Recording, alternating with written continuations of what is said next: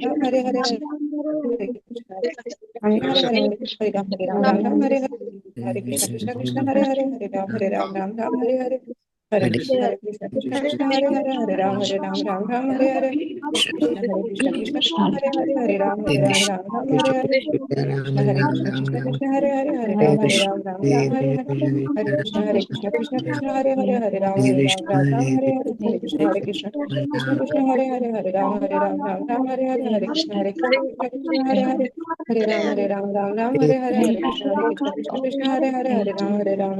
हरे राम हरे कृष्ण हरे राम हरे हरे हरे कृष्ण हरे राम हरे हरे कृष्ण हरे कृष्ण हरे हरे कृष्ण राम हरे कृष्ण कृष्ण हरे हरे राम कृष्ण हरे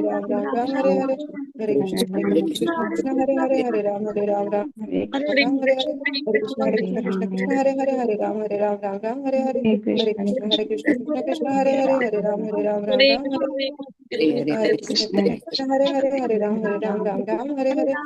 कृष्ण हरे कृष्ण कृष्ण हरे कृष्ण हरे कृष्ण कृष्ण हरे कृष्ण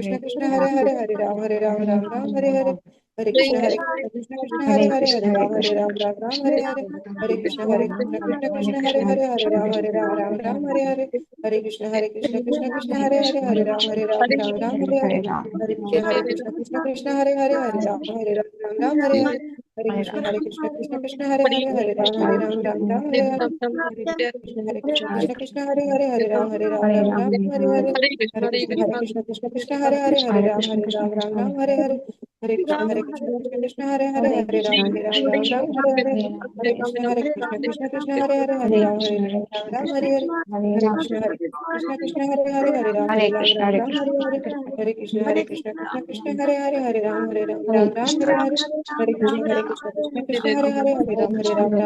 कृष्ण हरे कृष्ण हरे राम कृष्ण हरे हरे हरे कृष्ण हरे कृष्ण हरे राम कृष्ण हरे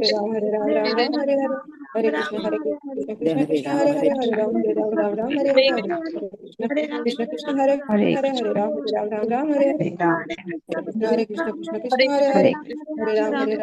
हरे हरे हरे कृष्ण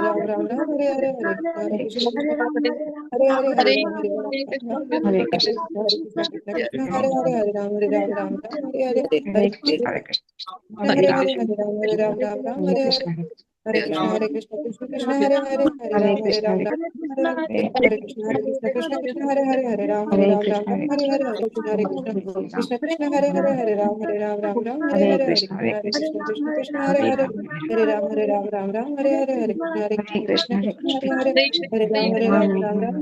कृष्ण कृष्ण हरे हरे कृष्ण हरे कृष्ण हरे राम हरे कृष्ण हरे कृष्ण हरे कृष्ण कृष्ण हरे कृष्ण हरे कृष्ण हरे कृष्ण हरे कृष्ण हरे कृष्ण हरे राम हरे हरे राम हरे कृष्ण हरे कृष्ण हरे कृष्ण हरे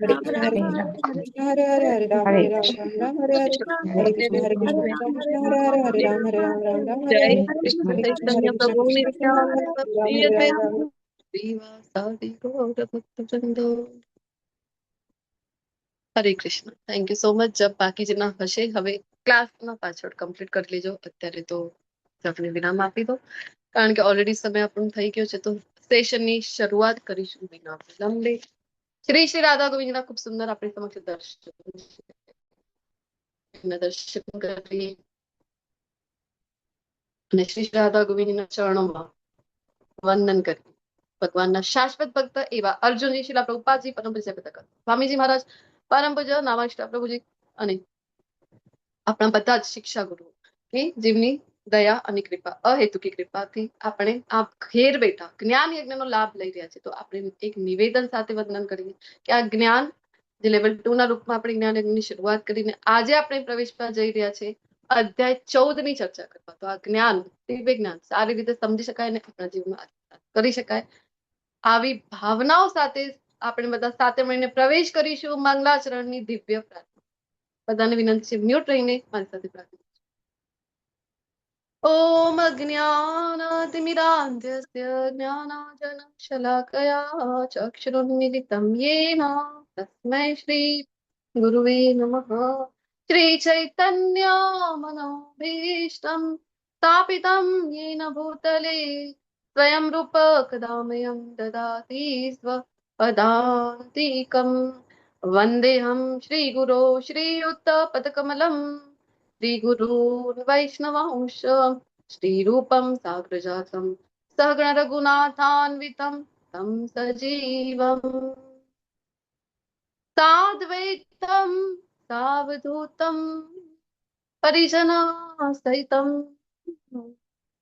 श्रीकृष्ण चैतन्य देवं श्रीराधा कृष्ण सहगण ललिता श्रीविशाखान्वितांश हे कृष्ण करुणा सिंधो दीनबंधो जगत्पते गोपेश गोपिका राधाकांत नमोस्तुते तप्त कांचन गौरांगी श्रीराधे वृंदावनेश्वरी वृषभानुसुते देवी प्रणमामि हरिप्रिये वाञ्छा कल्पतरुभ्यश्च कृपा सिन्धुभ्येव च पतितानां पावनेभ्यो वैष्णवेभ्यो नमो नमः। આપણે બધા સાથે મળીને જયકારો લગાવીશું અનંત કોટી વૈષ્ણવ વૃંદ की श्री श्री राधा गोविंद भगवान की श्री गौरनिताय की नरसिम्हा देव की श्रील प्रभुपाद की ग्रंथराज श्रीमद् भागवतम भगवद गीता की सद्गुरुदेव की सभी श्रोताओं की जय श्री कृष्ण चैतन्य प्रभु नित्यानंद श्री अद्वैत गदाधर हरिनाम બધા માટે છે એટલે બધા સાથે મળી हरे Krishna Hare Krishna, Krishna Hare Hare, Hare Rama, Hare Rama, Rama Rama, Hare Hare. Krishna Mataji, Dandavat Hare Pranam. Krishna Mataji, Sarva Pranam. સર્વને हरे कृष्ण माता जी दंडवत प्रणाम। हरे हरे कृष्ण माताजी। श्री कृष्ण वेलकम હરે બધા કૃષ્ણ સાથે માતાજી દંડવત પ્રણામ. હરે કૃષ્ણ જોડાઈ ગયા છો તો બધાને ખૂબ ખૂબ આભાર વ્યક્ત કરું છું दीना माताजी लता माताजी यशोधरा माताजी हीना माताजी मीनाक्षी माताजी हरे कृष्णा रेखा माताजी अनिल अग्रवाल प्रभु जी दीप्ति भट्ट माताजी कौशल प्रभु जी महेश कुमार प्रभु जी विजय प्रभु जी विक्रम पंड्या प्रभु जी बिरजू माता હરે जी કૃષ્ણ માતાજી દંડવત પ્રણામ. कृष्णा दंडवत प्रणाम દંડવત दीप પ્રણામ प्रभु जी હરે हेतल કૃષ્ણ माता जी मयूरी माता जी ललित दंडवत कुमार प्रणाम। वेद प्रभु जी ममता भानुशाली माता जी मीना माता जी नीता माता जी काजल माता जी रूपल माता जी सीमा माता जी शरद व्यास प्रभु जी उर्वी माता जी झलक माता जी हरे कृष्ण माताजी दंडवत हरे प्रणाम। कृष्ण मीनाक्षी राठौड़ माता जी गीता माता जी पीनल माता जी नेहा ठक्कर माता जी કૃષ્ણ માતાજી कुबेर माता जी वृंदावन विहारिणी माता जी दर्शना जानी माता जी कलावती माता जी लोपा कुंडली माता जी मंजुला माता जी मुकेश चंद्र प्रभु जी संजय प्रभु जी शशि उद्देशी माता जी हरे कृष्णा हरे स्मिता कृष्ण पटेल माताजी। कृष्ण હરે वेलकम કૃષ્ણ સાદર પ્રણામ. હરે કૃષ્ણ दर्शना માતાજી દંડવત પ્રણામ. हरे कृष्णा अ, विमल माता जी मीरा माता जी हरिलीला देवी माता जी હરે टीना કૃષ્ણ माता जी હરે कल्पना पटेल કૃષ્ણ. माता जी हरे कृष्णा राकेश प्रभु जी मीनाक्षी माता जी Praveen bhai Prabhu ji Redmi Samsung Oppo Vivo iPhone જે પણ હેન્ડસેટ થી જોડાયા हरे છે कृष्ण તમારા माता जी। હેન્ડસેટ ને પ્રણામ કરું છું અને આપણી સાથે જે એડમિન કોહોસ્ટની ટીમ આખી જોડાઈ ગઈ છે શ્રી શ્રી રાધા ગોવિંદજીના ચરણમાં પોતાની સેવા અર્પણ કરવા એવા હિરલ પટેલ માતાજી દેવ્યાની ઝાલા માતાજી અ, વિક્રમી કૃષ્ણ પ્રભુજી રેકોર્ડિંગ માટે જોડાઈ ગયા છે તો ખૂબ ખૂબ ધન્યવાદ તમારી સેવાઓ બદલ હરે અને કૃષ્ણ પ્રથમ માતાજી, દંડવત પ્રણામ. સ્વાગત છે શ્રી શ્રી રાધા ગોવિંદ મંદિર ઇસ્કોન કુલાઈ મેંગ્લોરના વતીથી ચાલી રહ્યા આપણા આ જ્ઞાન યજ્ઞમાં. તો સાથે મળીને આપણે આપણી અટેન્ડન્સ હાજરી પુરાવીશું શ્રી શ્રી રાધા ગોવિંદના દરબારમાં. હરે કૃષ્ણ. હરે હરે કૃષ્ણ કૃષ્ણ, હરે હરે કૃષ્ણ, હરે હરે કૃષ્ણ, હરે કૃષ્ણ માતાજી, કૃષ્ણ, દંડવત પ્રણામ. હરે દંડવત પ્રણામ. હરે બધાની હાજરી પુરાઈ ગઈ છે શ્રી શ્રી રાધા ગોવિંદ હરે ભગવાનના કૃષ્ણ, હરે કૃષ્ણ. દરબારમાં. તો આજના સેશનમાં પ્રવેશી એની પહેલા આજનો દિન વિશેષ જોઈએ શોર્ટમાં. શું છે આજ દિન વિશેષ? ખ્યાલ છે કોઈ? સીતા નવમી છે, સીતાજી નવમી, અને એપ્રિલ જાનવા દેવી. હરે હા, કૃષ્ણ. હરે કૃષ્ણ. જી ધન્યવાદ માતાજી. તો માતા સીતા, પ્રભુ શ્રી રામના જે પત્ની છે માતા સીતા જાનકીજી, તો એમનો આજ જન્મદિવસ છે, આવિર્ભાવ દિવસ. પ્રકટ હોય છે, ભગવાન તો પ્રકટ થાય છે, આપણા બધાનો જન્મ થાય છે. તો પ્રકટ ઉત્સવ છે. તો આજના દિવસે આપણે પણ માતા જાનકીને પ્રણામ કરીએ એક ભાવના સાથે. તો બધાને વિનંતી કરીશ કે હાથ જોડો, બધા આંખો બંધ કરીને પ્રાર્થના કરો. અને જાનવા દેવી એટલે કે નિત્યાનંદ પ્રભુના જે પત્ની હતા, એમનું નામ જાનવા દેવી છે ને? હરે કૃષ્ણ. હા માતાજી. હા માતાજી. ધન્યવાદ. તો એમનું પણ આજે આવિર્ભાવ દિવસ છે. તો કેવો સારો જે સંગમ છે એ કહેવાય, ભક્ત અને ભગવાન. તો બંનેનો શક્તિ અને ભક્તિ બંનેનો સંગમ એવો કહી શકાય આજનો દિવસ. તો આપણે પ્રાર્થના કરીશું એમના ચરણોમાં. હે સીતા માતા, હે જાનવા દેવી, તમારું જેવું સમર્પણ, તમારી જેવી ભક્તિ છે, એવો જ પ્રેમ, સમર્પણ, ભક્તિ અમને પણ પ્રાપ્ત થાય ભગવાન શ્રી રાધા ગોવિંદના ચરણોમાં. એવી પ્રાર્થના સાથે પ્રવેશ કરીએ. સિયાવર રામચંદ્ર કી જય. જય जानकी की જય જય હનુમાનજી કી જય રામ દરબારને પ્રણામ કરીને આજના સેશનમાં પ્રવેશ કરીને 14મા અધ્યાયમાં પ્રવેશ કરવા જઈ રહ્યા છીએ. 14મો અધ્યાય જેનું નામ છે ભૌતિક પ્રકૃતિના 3 ગુણ અથવા તો ગુણત્રય વિભાગ યોગ. તો આની પહેલા ગઈકાલે જે ચેપ્ટર ભણીને આવ્યા છો, કયો અધ્યાય છે? નામ બોલો એનું. પ્રકૃતિ, પુરુષ અને ચેતના. પુરુષ અને હા, ચેતના. 13મો જેનું નામ છે પ્રકૃતિ પુરુષ અને ચેતના, અથવા તો હા હજી એક નામ છે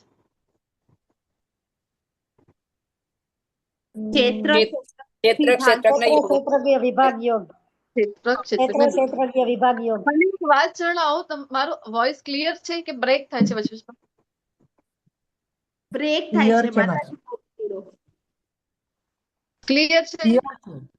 ક્લિયર છે માતાજી. બરાબર છે માતાજી. હેન્ડ ડાઉન કરી દેજો વિક્રમી પ્રભુજી, તમારો હેન્ડ ડાઉન કરી દેજો. હા, કારણ કે મને અમુક પાર્ટિસિપન્ટ્સ બ્રેક થઈને આવે છે, અમુક નું ક્લિયર આવી રહ્યું છે, એટલે મેં પૂછ્યું. મારું તો ક્લિયર છે ને? તમારો માતાજી, ક્લિયર છે માતાજી. clear આવે છે. ક્લિયર છે. હા માતાજી, તમારો અવાજ ક્લિયર છે. તો 13મા અધ્યાયનું નામ ક્ષેત્રજ્ઞ વિભાગ યોગ, અથવા તો પ્રકૃતિ પુરુષ ચેતના જે ભણીને આવ્યા છે. તો તમારે એક એક પંક્તિમાં શોર્ટમાં, બહુ શોર્ટમાં જણાવવાનું છે. રિવિઝન કરીએ આપણે ફટાફટ, કારણ કે જે હું કહેતી હું છું હંમેશા, पुढे पाठ आणि मागे सपाट असं व्हायला नको. असं આવું ના થાય એટલા માટે રિવાઇઝ કરીએ કે શું કામ શરૂઆત થઈ રહી છે આજના અધ્યાયની, એનું કનેક્શન પણ બેસાડી શકાય સારી રીતે.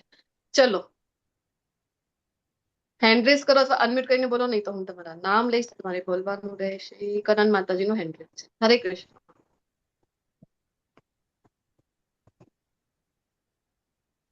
હરે કૃષ્ણ માતાજી. એમાં આપણે જોયું કે શરીર છે એ ક્ષેત્ર છે અને ક્ષેત્રને જાણનારો ક્ષેત્રજ્ઞ છે. હરે કૃષ્ણ માતાજી. હરે કૃષ્ણ.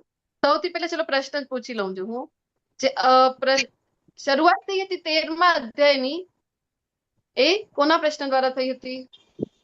અર્જુનજીએ પૂછ્યું હતું કે પ્રકૃતિ કેટલા પ્રશ્નો પુરુષ. હતા અર્જુનજીના? 6 પ્રશ્નો હતા. ત્રણ પ્રશ્ન. હા, તો 6 પ્રશ્નો જણાવો. શું જાણવા ઈચ્છા વ્યક્ત કરી અર્જુનજીએ?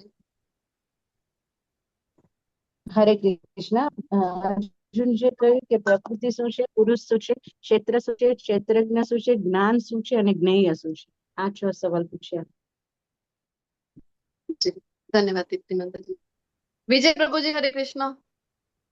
બસ એ જ મેડમ કે પ્રકૃતિ પુરુષ ચેતના શિક્ષક ચેતનાનું સવાલ જે કરેલા એ બેન બોલી ગયા એ જ. જી હા તો ઓકે વાંધો નહીં. તો વિજય પ્રભુ તમારા માટે પ્રશ્ન એક કે નામ જ હતું ક્ષેત્ર અને ક્ષેત્રજ્ઞ વિભાગ. તો હવે ક્ષેત્રજ્ઞ જે છે એ કેટલા પ્રકારના હતા ગઈકાલના અધ્યયન અનુસાર? તે કોણ કોણ હતા એ જણાવે તો. આત્મા અને પરમાત્મા. મેં વિજય પ્રભુજીને પ્રશ્ન પૂછ્યું હતું. હેન્ડ રેસ કરો જેને જવાબ આપો. ઠીક છે માતાએ બતાવી દીધું. બે હતા ક્ષેત્રજ્ઞ. કોણ કોણ? આત્મા અને પરમાત્મા. ઓકે. તો અર્જુનજીનો પ્રશ્ન 6 પ્રશ્ન અને 6 પ્રશ્નના ઉત્તર ભગવાન આપી રહ્યા હતા. હજી શોર્ટમાં જણાવો શું ભણ્યા? તત્વજ્ઞાન થોડુંક વધારે છે. આજે ફિલોસોફિકલ ટર્મ્સ 13 ચેપ્ટરમાં સમજવામાં થોડુંક અઘરું પડે એવું છે. અને એનો જ અપોઝિટ આજનો અધ્યાય છે. સમજવામાં ઈઝી છે, ખૂબ સરળ છે આજનો અધ્યાય છે. હરે કૃષ્ણ માતાજી, દંડવત પ્રણામ. હા માતાજી, કાલના જે અધ્યાયના 6 પ્રશ્નો હતા અર્જુનજીના, ક્ષેત્ર, ક્ષેત્રજ્ઞ, પ્રકૃતિ, પુરુષ, જ્ઞાન અને જ્ઞેય. ક્ષેત્ર એટલે કે જે આપણું શરીર છે તે, એના જાણકાર બે છે. એક છે પરમાત્મા અને એક આત્મા. આત્મા છે એ લોકલ નોવર છે અને પરમાત્મા છે યુનિવર્સલ નોવર છે. પછી છે જ્ઞાન અને જ્ઞેય એટલે કે આપણું જે તત્વજ્ઞાન છે, આત્મજ્ઞાન છે, આત્મા વિશેનું જ્ઞાન, ગુહ્ય, ગુહ્યતમ અને ગુહ્યતર. એ જ્ઞાનની વાત કરે છે ભગવાન. અને જ્ઞેય એટલે એ જ્ઞાન મેળવવા માટેની પ્રક્રિયા શું છે એને કહે છે જ્ઞેય. પ્રકૃતિ એટલે કે 3 ગુણોની બનેલી, સત્વ, રજસ અને તમો ગુણથી બનેલી જે ભગવાનની નિકૃષ્ટ શક્તિ છે, ભૌતિક પ્રકૃતિ, તેની વાત કરી રહ્યા છે. અને પુરુષ, તો પુરુષ એક જ માત્ર છે, પૂર્ણ પુરુષોત્તમ પરમેશ્વર ભગવાન શ્રી કૃષ્ણ. હરે કૃષ્ણ માતાજી, દંડવત પ્રણામ. હરે કૃષ્ણ. ખૂબ ખૂબ ધન્યવાદ માતાજી. 13મા અધ્યાયની ઝાંખી આપણી સમક્ષ છે. 6 પ્રશ્નોથી શરૂઆત થઈ અને ભગવાન ઉત્તર આપી રહ્યા હતા. ક્ષેત્ર, ક્ષેત્રજ્ઞ. અત્યારે માતાજી પણ જણાવ્યું ક્ષેત્ર એટલે કે આમ તો જનરલ ભાષામાં ખેતર થાય. અહીંયા ભગવાને શરીરને ક્ષેત્ર બતાવ્યું છે. તો ક્ષેત્ર છે, શરીર છે, તો જાણનાર કોણ? તો બે ક્ષેત્રજ્ઞ, એક લોકલ નોઅર આપણે જેમ સમજતા હોઈએ છીએ અને એક યુનિવર્સલ નોઅર. તો આપણે પોતાના શરીર વિશે જાણીએ એ પણ આંશિક, પૂર્ણતા નહીં, પણ એક છે યુનિવર્સલ નોઅર, એ છે કૃષ્ણ. આપણા શરીર વિશે પૂર્ણ રીતે જે જાણે છે કે આપણા ઇન્ટરનલ પ્રોસિજર, ઘણા બધા સિસ્ટમ ચાલતા હોય છે. ડાયજેસ્ટિવ સિસ્ટમ ચાલી રહી છે, રેસ્પિરેટરી સિસ્ટમ, ઘણી બધી સિસ્ટમ ચાલી રહી છે, અંદર બહાર બધું કૃષ્ણને ખબર છે. તો આપણા શરીરનું નહીં, બધા જ જીવાત્માનો કૃષ્ણને ખબર છે. તો યુનિવર્સલ નોઅર કૃષ્ણ છે. પછી જે પ્રશ્નો હતા જ્ઞાન અને જ્ઞેય. તો જ્ઞાન એટલે કે આગળ આવતીકાલના એટલે 15મા અધ્યાયમાં પણ ભગવાન કહે છે ને કે બધું જ્ઞાન પ્રાપ્ત કરીને વેદો ભણીને જાણવા યોગ્ય કોણ છે? તો વેદેશ્ચ સર્વે શું કહે છે કૃષ્ણ? અહમેવ વેદ્ય. સર્વે અહમેવ વેદ્યો. અરે જાણવા યોગ્ય કોણ છે? પૂછો મને જાણવું. આ જ્ઞાનનો જ્ઞેય. જ્ઞેય એટલે ધ્યેય. ધ્યેય ગોલ, ગોલ હોવું જોઈએ. શું? કૃષ્ણને જાણવો. તો જ્ઞાનના વિષયો બતાવ્યા શ્લોકો 13.8 થી લઈને 12 સુધીમાં. તો આપણે જોયું ત્યાં કે ભગવાન 20 પોઈન્ટ આપી રહ્યા છે અને જેને કહે છે કે આ જ્ઞાન છે ને આના સિવાય તો કીધું હતું કે બધું જ અજ્ઞાન ઘોષિત કરું છું. અમુક પોઈન્ટ ત્યાં ભણ્યા તમે ગઈકાલે. જે શરૂ થઈ હતી વિનમ્રતાથી, વિનમ્રતા હોવું. એમ પણ આપણે કહીએ ને વિદ્યા વિનય શોભતે. ભગવદ ગીતામાં પણ ભગવાન કે છે 5મા અધ્યાયમાં વિદ્યા વિનય સંપન્ને. તમે વિદ્યાવાન છો. આ કેવી રીતે સમજ આવે? તો સૌથી પહેલો જે ગુણ છે એ કૃષ્ણ કહી રહ્યા છે વિનમ્રતા. અને હજી કોની અંદર છે? વિદ્યાવાન ગુણી અતિ ચાતુર. હનુમાનજી પણ વિદ્યાવાન છે અને એમની અંદર પણ ખૂબ વિનમ્રતા આપણને જોવા મળે છે. તો સેમ વે વિનમ્રતા હશે. બધા ગુણો કીધા હતા, 20 ગુણો જેની ચર્ચા. અજ્ઞાન આના સિવાય બધું ભગવાને કીધું હતું કે બધું અજ્ઞાન છે. અને જ્ઞાનનું જ્ઞેય શું છે, ધ્યેય શું છે, કોને જાણવું? તો ગોલ હતું કૃષ્ણને જાણવું. પછી પ્રકૃતિ અને પુરુષ. માતાજી અત્યારે કીધું પ્રકૃતિ ને પુરુષ. તો પ્રકૃતિ ભૌતિક પ્રકૃતિ છે અને આમ જોવા જઈએ તો આપણે પણ ભોગતાને આમ પુરુષ કહેવાય છે. તો આમ નાના સુના આપણને લાગે ના તો પુરુષ છું. તો પુરુષ આપણે થઈ શકાય નાના સુના, નાના મોટા. પણ પરમ ભોગતા કોણ છે? તો કૃષ્ણ કહે છે ને એ 5.29 શું કહે છે? ભોક્તારમ યજ્ઞ તપસ્તા, એટલે કે પરમ ભોક્તા તો કૃષ્ણ છે. તો એ થઈ ગયા ભોક્તા પુરુષ. જી, પુરુષ અને પરમ પુરુષ પરમેશ્વર. અને આપણે પ્રકૃતિમાં જ આવીએ આમ જોવા જઈએ. પ્રકૃતિ અને પુરુષ એ કેવલ એક છે, કૃષ્ણ. તો શું કામ શરૂઆત થઈ રહી છે આજના અધ્યાયની? તો એ સૌથી પહેલા જાણીએ કે લાસ્ટ શ્લોક જે અહીંયા પણ આપેલું છે. લાસ્ટ શ્લોકમાં ભગવાન 35 નંબરનું હતું ગઈકાલનું શ્લોક. ત્યાં ભગવાને કીધું હતું, શું કીધું હતું? ક્ષેત્રજ્ઞ યો રે વમંતરમ, ક્ષેત્રજ્ઞ યો રે મંતરમ જ્ઞાન ચક્ષુષા ભૂત પ્રકૃતિ મોક્ષમ ચ યે વિદુર્યાન્તિ તે પરમ. તો ક્ષેત્ર અને ક્ષેત્રજ્ઞ ના વચ્ચે જે અંતર છે એ જે જાણે છે, અને કેવી રીતે જાણી શકશે? તો ભૌતિક ચક્ષુ દ્વારા તો નહીં જાણી શકીએ. તો કયા ચક્ષુ જોઈએ એને આ જાણવા માટે? દિવ્ય ચક્ષુ.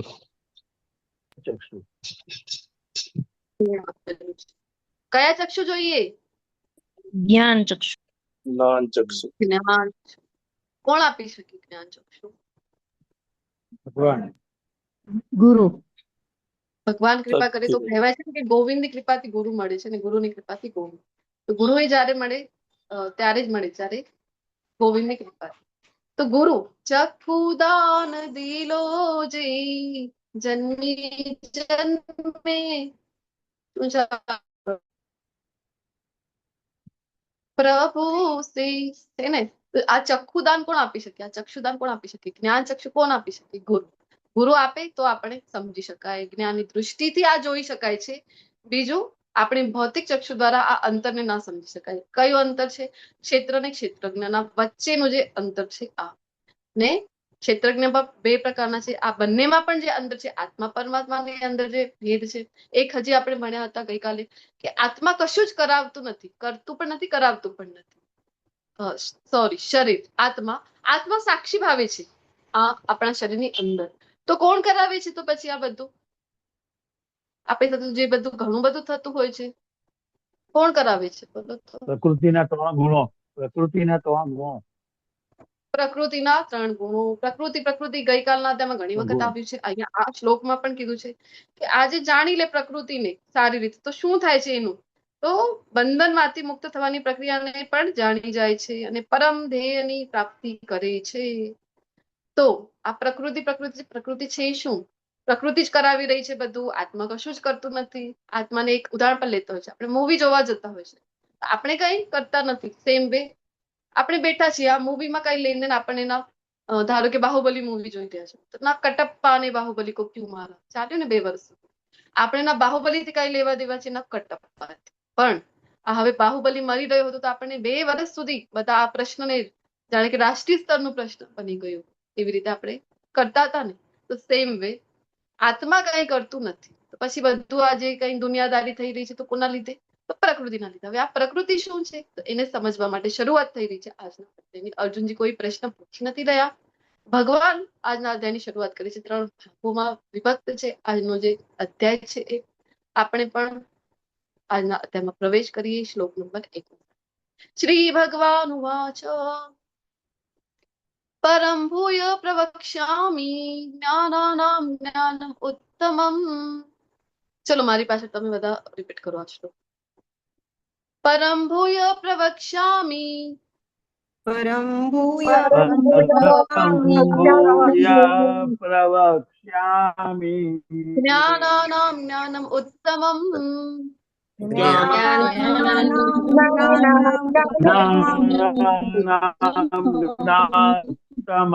જ્ઞાત્વા મુનયઃ સર્વે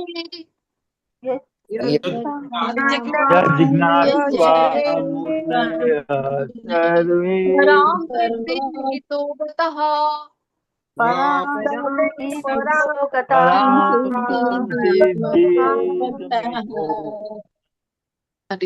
ગતઃ. તો અહીંયા ભગવાન કહી રહ્યા છે શરૂઆત ભગવાન કરી રહ્યા છે. કોઈ પ્રશ્ન નથી અર્જુનજીનો, પણ પ્રકૃતિ પ્રકૃતિ પ્રકૃતિ ઘણી વખત આવ્યું ગઈકાલના અધ્યાયમાં, અને આટલું મહત્વનું છે, કેટલું મહત્વનું કે જાણી જઈએ. જો આ પ્રકૃતિને જાણી જઈએ આપણે, તો કેવી રીતે જાણી શકાશે? આ ક્ષેત્ર ક્ષેત્રનો અંતર જાણી શકીએ ક્યારે? જ્યારે જ્ઞાન ચક્ષુ હશે તો શું થશે? તો ભગવાને કીધું હતું કે પરમ ધ્યેયને પ્રાપ્ત કરે છે. પરમ ધ્યેય શું છે? ભગવત ધામ. આને પ્રાપ્ત કરી શકાય છે. એટલું મહત્વપૂર્ણ છે. તો પ્રકૃતિના વિશે કઈ અર્જુનજીને તો ઓલરેડી ખબર છે, પણ આપણા માટે કહી રહ્યા છે. કારણ કે બીજા અધ્યાયમાં પણ આપણે જેમ, બીજા અધ્યાયનું નામ શું હતું?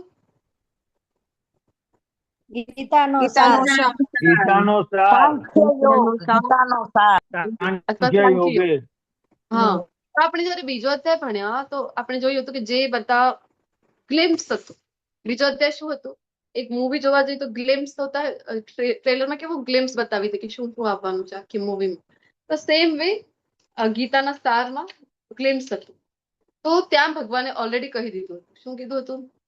ત્રૈગુણ્યા વિષયાન વેદા અને ત્રૈગુણ્યો ભવાર્જુન. બીજા કે ત્રીજા અધ્યાયમાં કીધું છે ભગવાને.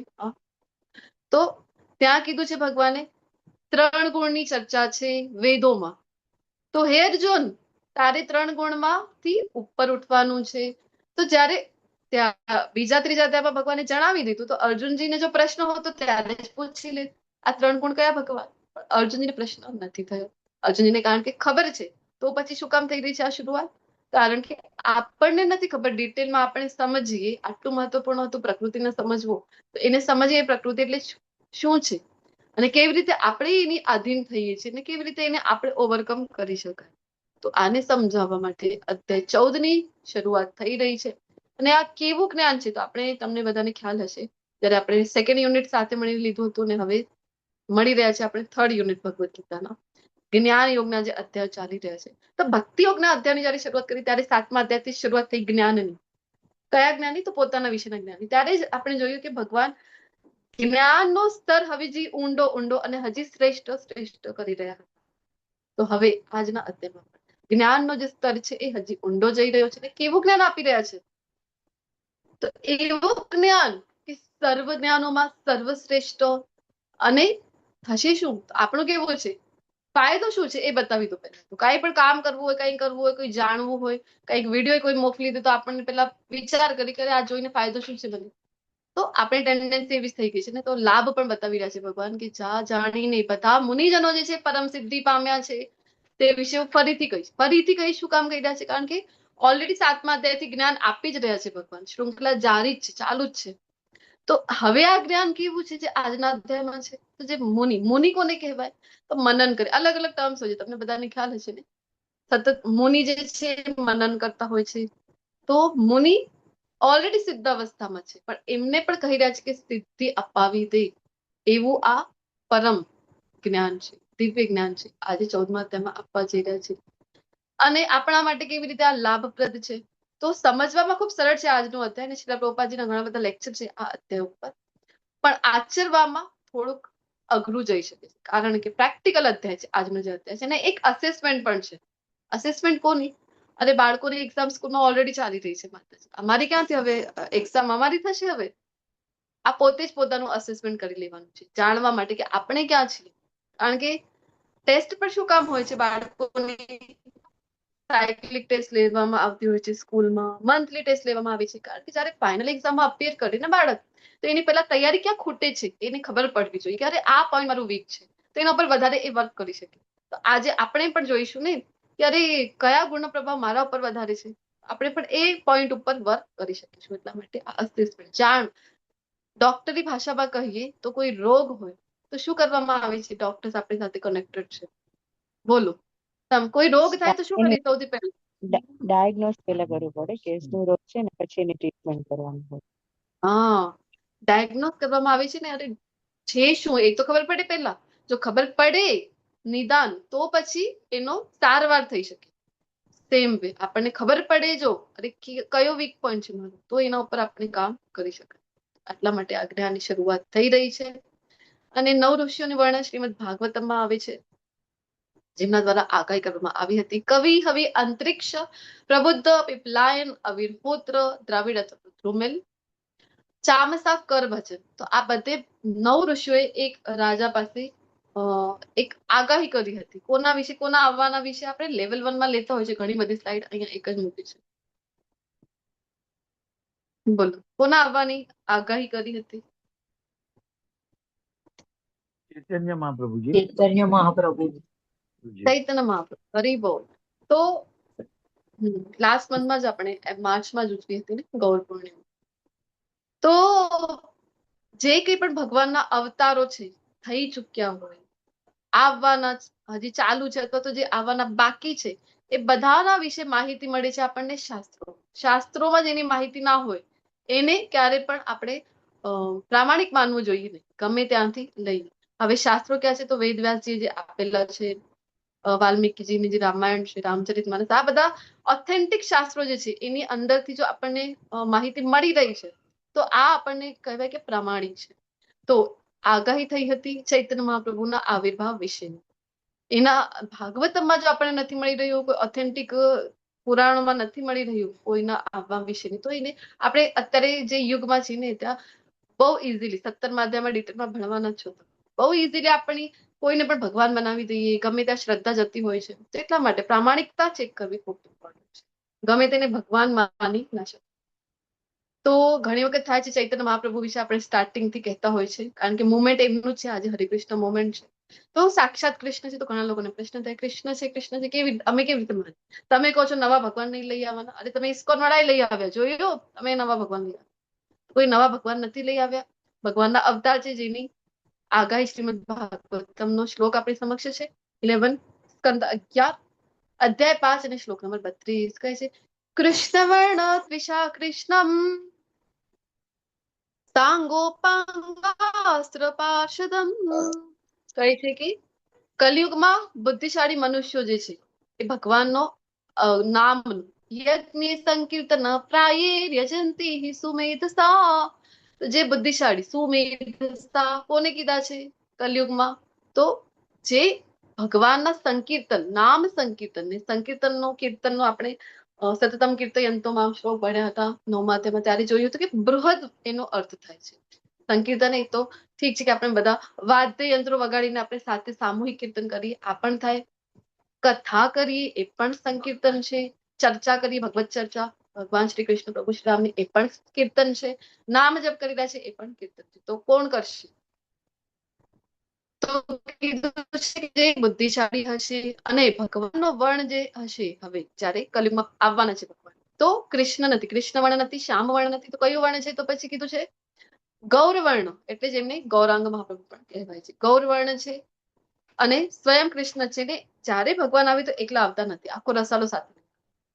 વિચાર કરો, આપણા ઘરે જો કોઈ મંત્રી આવવાનો હોય, નાના મોટા મંત્રી પણ આવવાનો હોય ને, તો જ્યારે એમને તમે આમંત્રિત કરતા હોય તો એકલા નથી આવતા, આગળ પાછળ એમની ગાડીઓ હોય છે કે નહીં? ઘણી બધી ગાડીઓ આવતી હોય છે, રસાલો આખો એમની સાથે આવતું હોય છે. તો સેમ વે આ તો ત્રિલોકના અધિપતિ છે કૃષ્ણ જે છે, એ જ્યારે આવે છે તો બધા દેવી દેવતાઓ એમની સાથે સાથે અવતાર લઈને આવતા હોય છે અને આખો રસાલો એ સાથે જ લઈને આવતા હોય છે ભગવાન જ્યારે આવે. શ્રીમદ ભાગવતમનો આ ઉદાહરણ છે, સંદર્ભ છે. અને આપણે ઘણી બધી સ્લાઇડ ગરુડ પુરાણનો લેતા હોય છે, નરસિંહ પુરાણનો લેતા હોય છે, ઘણા બધા આપણે સંદર્ભ લેતા હોય છે લેવલ 1 ના ક્લાસમાં. તો એક મને યાદ આવી રહ્યું છે, વૃંદાવનમાં આપણા જે રાધારમણ મંદિરની પાસે ગવાતું હોય છે, સ્તુતિ ગવાતી હોય છે મહાપ્રભુ. જય જય મહાપ્રભુ જગત વંદન, જય સચિનંદન હરે, જય દ્વૈત આનંદ કંદ નિત્યા, નંદ મન વાંછિત કરે. એવા ચૈતન્ય મહાપ્રભુ જેમના દ્વારા, કારણ કે રાધાજીનો ભાવ લઈને આવ્યા છે, વાત્સલ્ય ભાવ માતા છે તો એમની અંદર વાત્સલ્ય હોય, કરુણા હોય છે. તો એટલા માટે કલયુગના જીવો પર ખાસ કરીને વિશેષ કૃપા કરવા માટે ઈઝી વસ્તુ આપી રહ્યા છે કે કલયુગમાં છો તમારાથી નહીં થાય કે આ બધા નીતિ નિયમોનું પાલન કરો, આ બધું તો તમારા માટે ખૂબ ઈઝી. શું આપી દીધું? તો હરિનામ લઈ લો અને આ જગતથી ચલો, નીકળી જાઓ ભગવાનના ધામમાં, શાશ્વત ધામમાં પહોંચી જાઓ. તો એમને પ્રણામ કરીને આગળના શ્લોકમાં પ્રવેશ કર્યો. હવે કહી રહ્યા છે કે આ જ્ઞાન કેવું છે? તો આ જ્ઞાનમાં જો સ્થિર થઈ જવાય ને, કોઈ સ્થિર થઈ જાય તો મનુષ્ય મારા જેવી દિવ્ય પ્રકૃતિને પ્રાપ્ત કરે છે. તો મારા જેવી સાધર્મ્યમ મમતા, મારા જેવી દિવ્ય પ્રકૃતિ એટલે શું? ભગવાન બની જઈશું? તમે ભગવાન, હું ભગવાન. નમો નારાયણ ઘણા લોકો કરતા હોય છે ને, એવું છે? ભગવાન બની જવા છે દિવ્ય પ્રકૃતિ એટલે?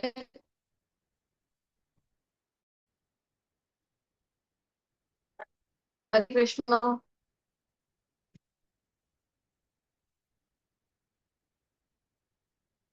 અવાજ આવે છે ને મારો? ક્લાસમાં છો બધા? હરે કૃષ્ણ બોલી દો એકવાર અનમ્યુટ કરીને. હરે હરે કૃષ્ણ. કૃષ્ણ, હરે કૃષ્ણ. હરે હરે માતાજી. ધન્યવાદ. एकदम થી સાયલેન્ટ થઈ જાય તો इतना सन्नाटा क्यों है भाई? મને લાગે છે ક્લાસમાં કોઈ છે કે નહીં. ભગવાન જેવી દિવ્ય પ્રકૃતિ એટલે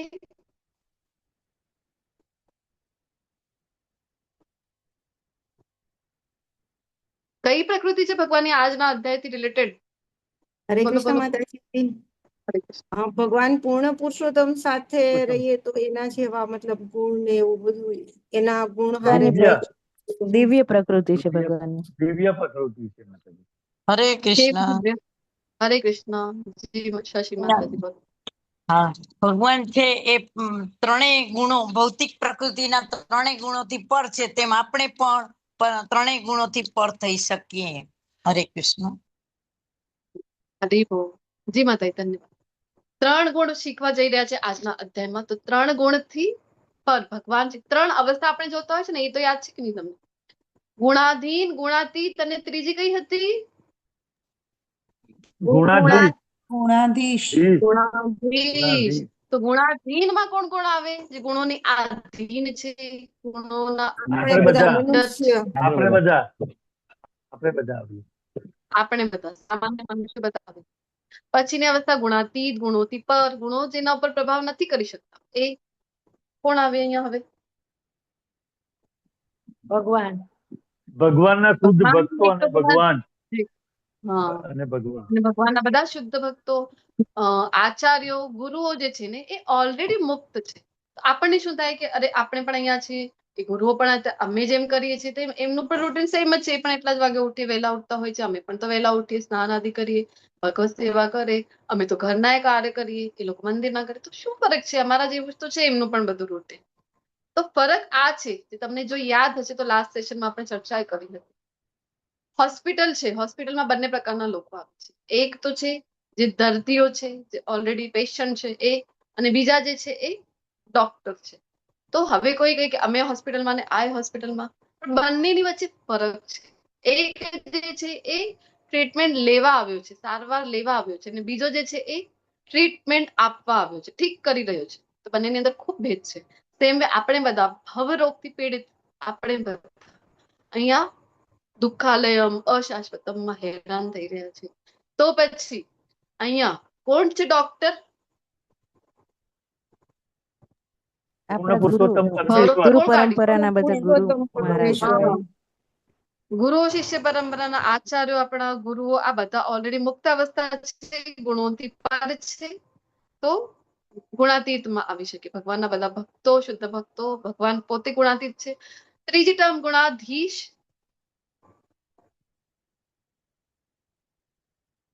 પૂર્ણ પુરુષોત્તમ કોણ? પરમેશ્વર. ઓનલી પૂર્ણ પુરુષોત્તમ પરમેશ્વર.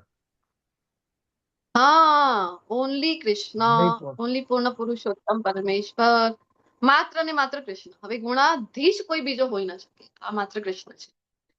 તો એના પહેલા પણ અધ્યાયમાં આવી ચુક્યું છે ને, મૈયા અધ્યક્ષીણ પ્રકૃતિ સૂયતે સચરાચરમ.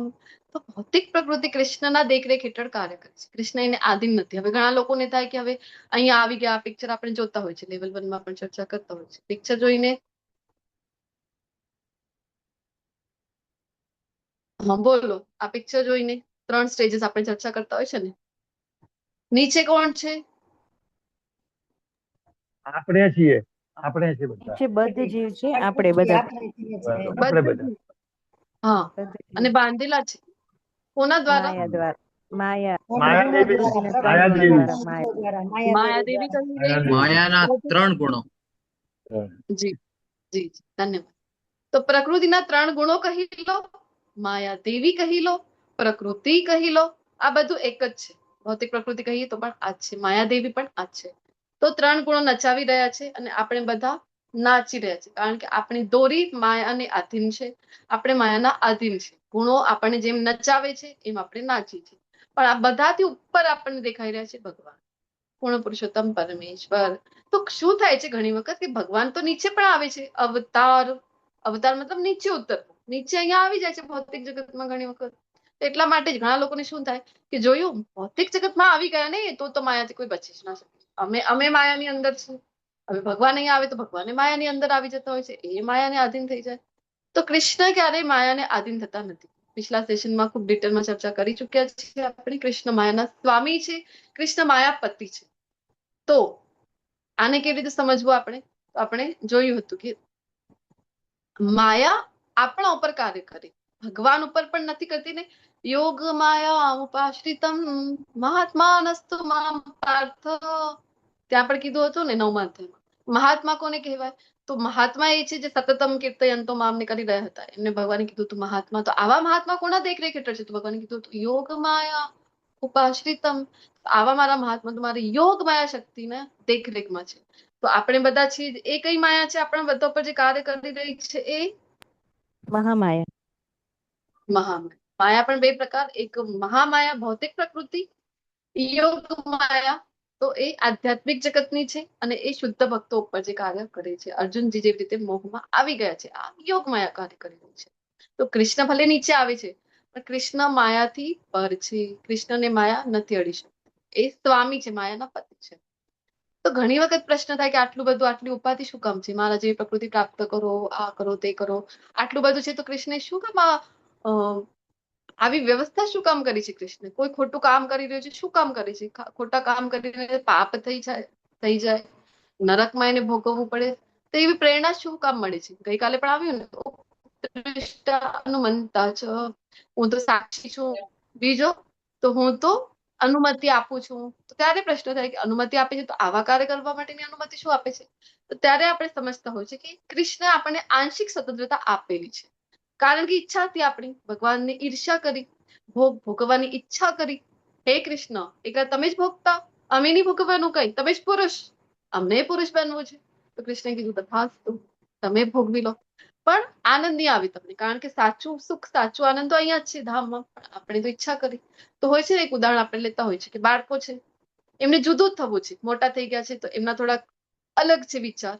હવે માતા પિતાના અલગ વિચાર છે, નથી મળતા તો એમને ભોગવવું પોતાને કે નહીં, અમે અમારી life, my life my rules, અમારી રીતે જીવવું છે. તો પછી પિતા છે એ વ્યવસ્થા કરી આપે. કોઈ મંત્રી હોય તો પોતાના બાળકની વ્યવસ્થા કરી આપે કે ચલ તને પણ બધું વ્યવસ્થા કરી આપું છું, પણ તું બહાર રહીને હેરાન થશે તો પણ એ વ્યવસ્થા કરી આપે છે.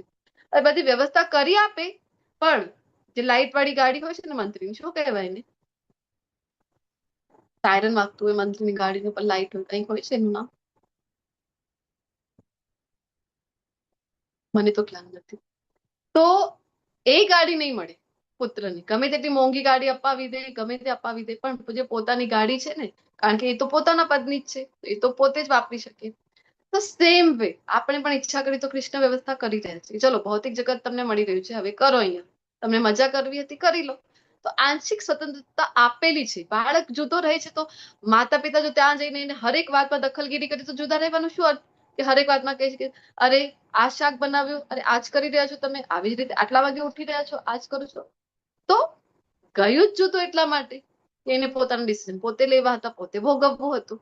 તો સેમ વે કૃષ્ણ પણ જોઈ રહ્યા છે કે આપણે ઈચ્છા કરી હતી ને ભોગવવાની, તો કૃષ્ણ દખલગીરી નથી કરી રહ્યા. હવે આંશિક સ્વતંત્ર છે, પૂર્ણ તો નથી. તો કઈ સ્વતંત્રતા છે આપણી પાસે? આપણે સિલેક્ટ કરી શકાય. શું સિલેક્ટ કરી શકાય? તો ગુણ, આ પ્રકૃતિના ગુણો આપણે સિલેક્ટ કરી શકાય, એ મુજબ કાર્ય કરતા હોય છે.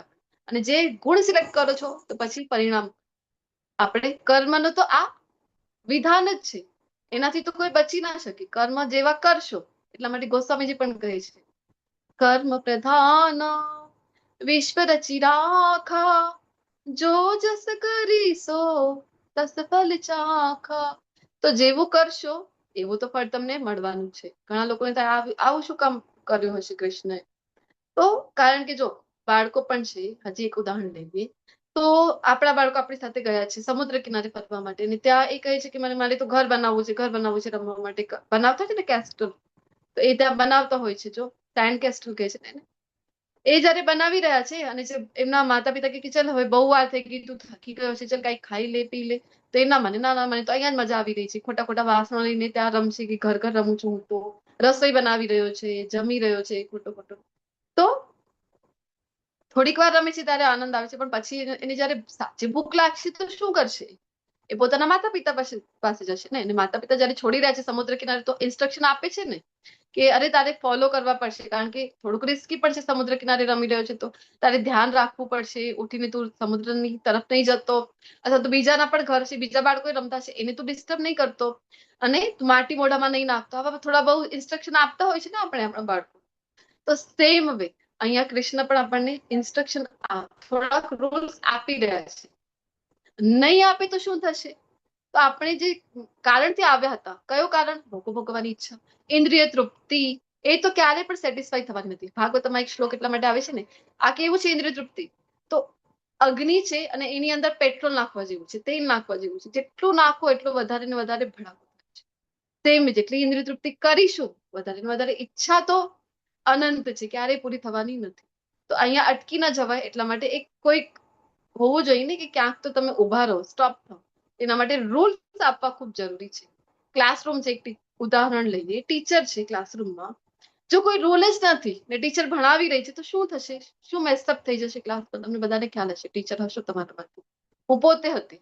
તો વારંવાર ઇન્સ્ટ્રક્શન આપણે આપતા હોય છે, ઘણી વખત ન માને તો ધમકાવીએ પણ એમને, ઘણી વખત ન માને તો થોડી પનિશમેન્ટ આપવી પડે કે સ્ટેન્ડ અપ કરીને હેન્ડ બંને હેન્ડ્સઅપ કરીને ઉભા રાખો, કંઈક ને કંઈક પનિશમેન્ટ આપીને કે માને. નહીં તો શું થશે? તમે છૂટ આપી દેશો તો શું થાય છે? તો પછી બાળકો તો સ્વતંત્ર થઈ ગયા, હવે તો કોઈ સાંભળતું જ નથી ટીચરનો, અને પોતાની મસ્તીમાં છે કોઈને ઇન્જરી કરી દે, કોઈને હર્ટ કરી દે, એવું બધું પણ થઈ શકે ને બાળકો મસ્તી. તો ક્યાંક તો અટકાવવા માટે જરૂરી છે કે રૂલ્સ એન્ડ રેગ્યુલેશન બધી જગ્યાએ હોવા.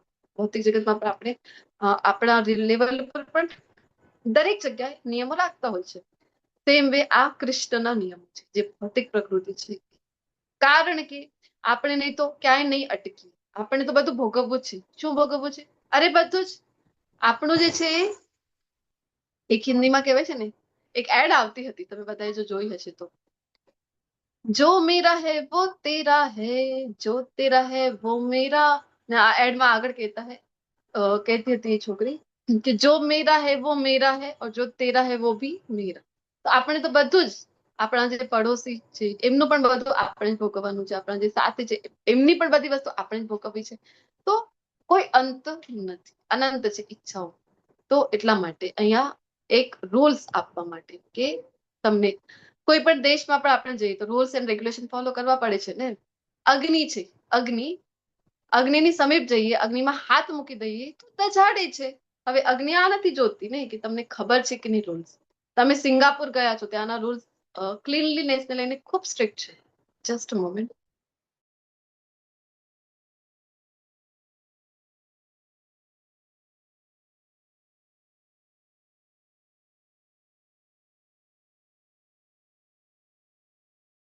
હરે કૃષ્ણ. તો તમે ત્યાં જઈને ગંદકી ના કરી શકો. અમારા એક ઓળખીતા છે, તો એમનો દીકરો ત્યાં રહે છે, તો એ લોકોએ તુલસીજી રાખ્યા હતા આંગણામાં સિંગાપુરમાં, અને નીચે પ્લાસ્ટિકનું કંઈક વાસણ રાખ્યું હશે કે પાણી જલ આપીને તુલસીજીને, તો એ બધું ખરાબ ન થાય તો નીચે એક પ્લાસ્ટિકનું કંઈ મૂક્યો હતો પોટ. તો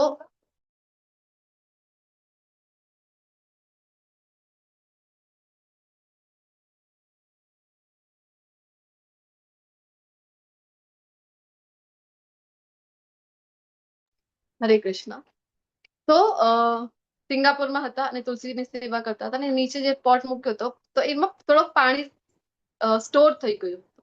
તો ત્યાં શું થતી હોય છે કે ચેકિંગ કરવા આવતા હોય છે જે ગવર્મેન્ટના લોકો છે ને, તો ચેકિંગ કરી તો પાણી સ્ટોર મળ્યું ને, તો એની અંદર બેક્ટેરિયા અને જમ્સ મળ્યા એમને, તો એટલો મોટો ફાઇન, એટલી મોટી અમાઉન્ટ એમને ફાઇનમાં મૂકવામાં આવે કે આટલી ફાઇન ભરો તમે, આવી રીતે. તો આપણે ત્યાં ગયા હોય ને આપણે કઈ કે નહીં, મને ખબર જ નહોતી, હું તો ભારતમાંથી આવ્યો છું, મને તો ખબર જ નહોતી આવા રૂલ છે. આપણે ત્યાં ગુજરાતમાં તો બાય રોડ અમે જતા હોય ને કચ્છ, તો જોતી હું છું, મને ખૂબ દુઃખ થાય છે જોઈને કે બધા ગુટકો માવો મસાલો શું કહેવાય છે બધું ખાતા હોય અને ચાલુ ગાડીમાં દરવાજો ખોલીને ગમે ત્યાં સ્પીટ કરી ગમે ત્યાં થૂકી દેતા હોય છે. કેટલો ખરાબ કહેવાય. તો એવું બધું અહીંયા કરવાની અમને તો ટેવ છે. સિંગાપુરમાં જઈને કરો તો ખબર પડે આપણને, તરત જ પોલીસ આવી જાય છે, તરત જ એને સજા થઈ જાય છે. તો રૂલ્સ એન્ડ રેગ્યુલેશન ત્યાં આપણે જઈને એવું ના કહી શકાય, અરે તમારા સિંગાપુરના રૂલ્સ મને ખબર નહોતી, આપણને છોડી દેશે બોલો તો નહીં છોડે. તમે કહો નહીં છોડે. તમે કહો કે આમ બાળક નાનો છે તો અગ્નિ એવું નથી કહેતી કે નાનો છે તો નહીં દજાડ. એનો સિદ્ધાંત છે અગ્નિનું કે અગ્નિમાં તમે હાથ મૂકો તો હાથ દાજી જ જાય તમારો. સેમ વે કાયદા મૂકેલા છે તો આપણા માટે સારા છે આમ ફોલો કરીએ તો, નહીં તો આપણી તૃષ્ણાઓ અમર્યાદિત છે. તો અમર્યાદિત સુખો ભોગવીશું અને અંતે ફસાઈ જઈશું. અહીંયા ટ્રેપ છે ને આ તો ભૌતિક જગતનું, અહીંયા જ ફસાઈ જઈશું. એટલા માટે આપણે ખૂબ કહેવત ફેમસ છે, કાયદે में रहोगे तो फायदे में रहेंगे, फायदे में रहोगे, कायदे में रहोगे तो फायदे में रहोगे.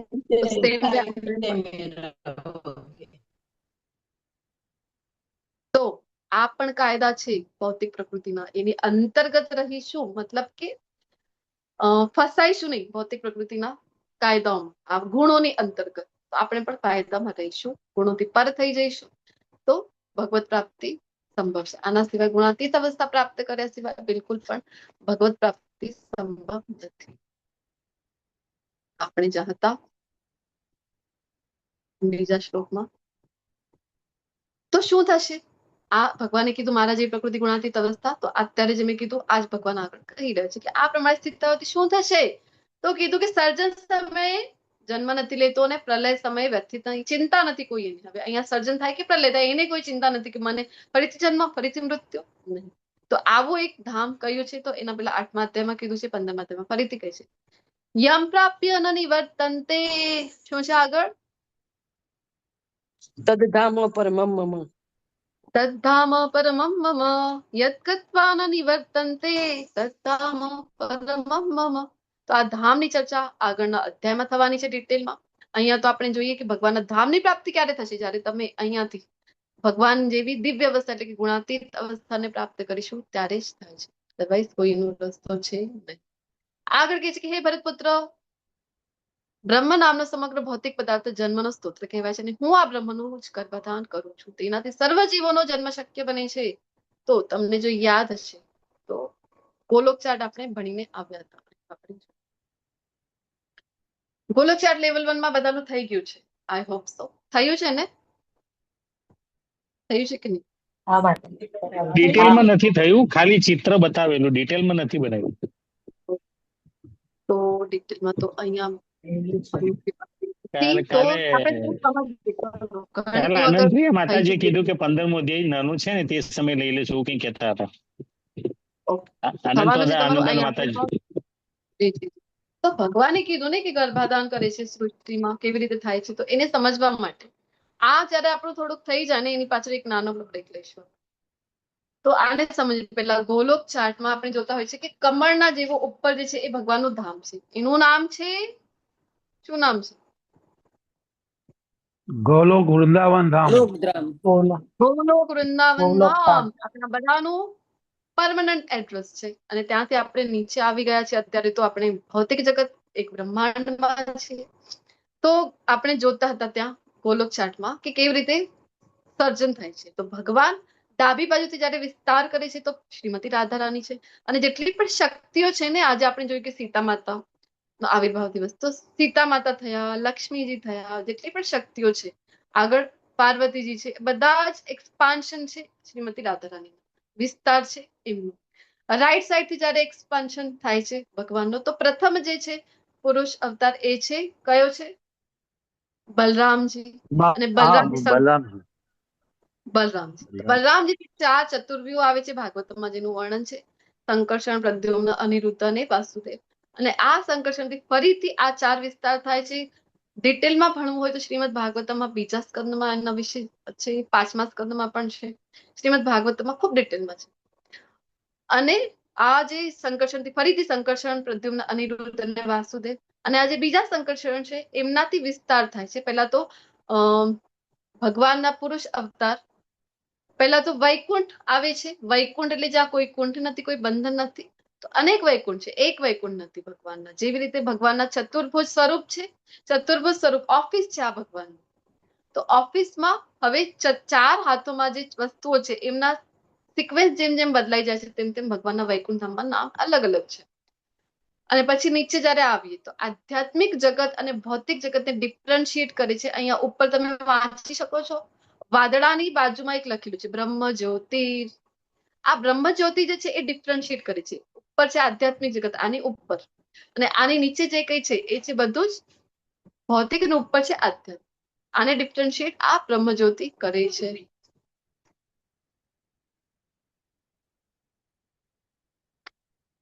તો હવે આપણે જોઈએ કે બ્રહ્માંડમાં કેવી રીતે રચના થઈ રહી છે.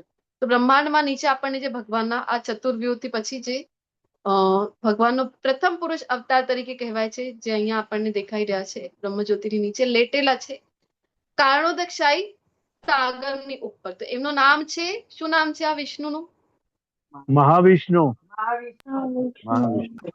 મહાવિષ્ણુ અથવા તો કારણોદકશાહી વિષ્ણુ.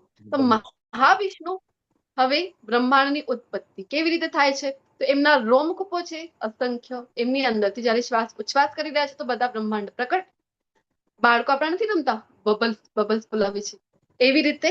અને જયારે શ્વાસ અંદર લઈ લે છે તો બધા એમની અંદર સમાવિષ્ટ થઈ જાય છે. તો વિચાર કરો કાલાવધિ કેટલું હશે એમનો શ્વાસ ઉચ્છ્વાસ કરવાનો, એક્સહેલ કરવાનો ને ઇનહેલ કરવાનો. હવે આ કરી રહ્યા છે દૃષ્ટિપાત કોની ઉપર? પ્રકૃતિની ઉપર. પ્રકૃતિ છે રમાદેવી. અહીંયા આપણને એને થોડો ઝૂમ કરીએ તો શંભુ શિવજી જે છે એ, ઠીક છે.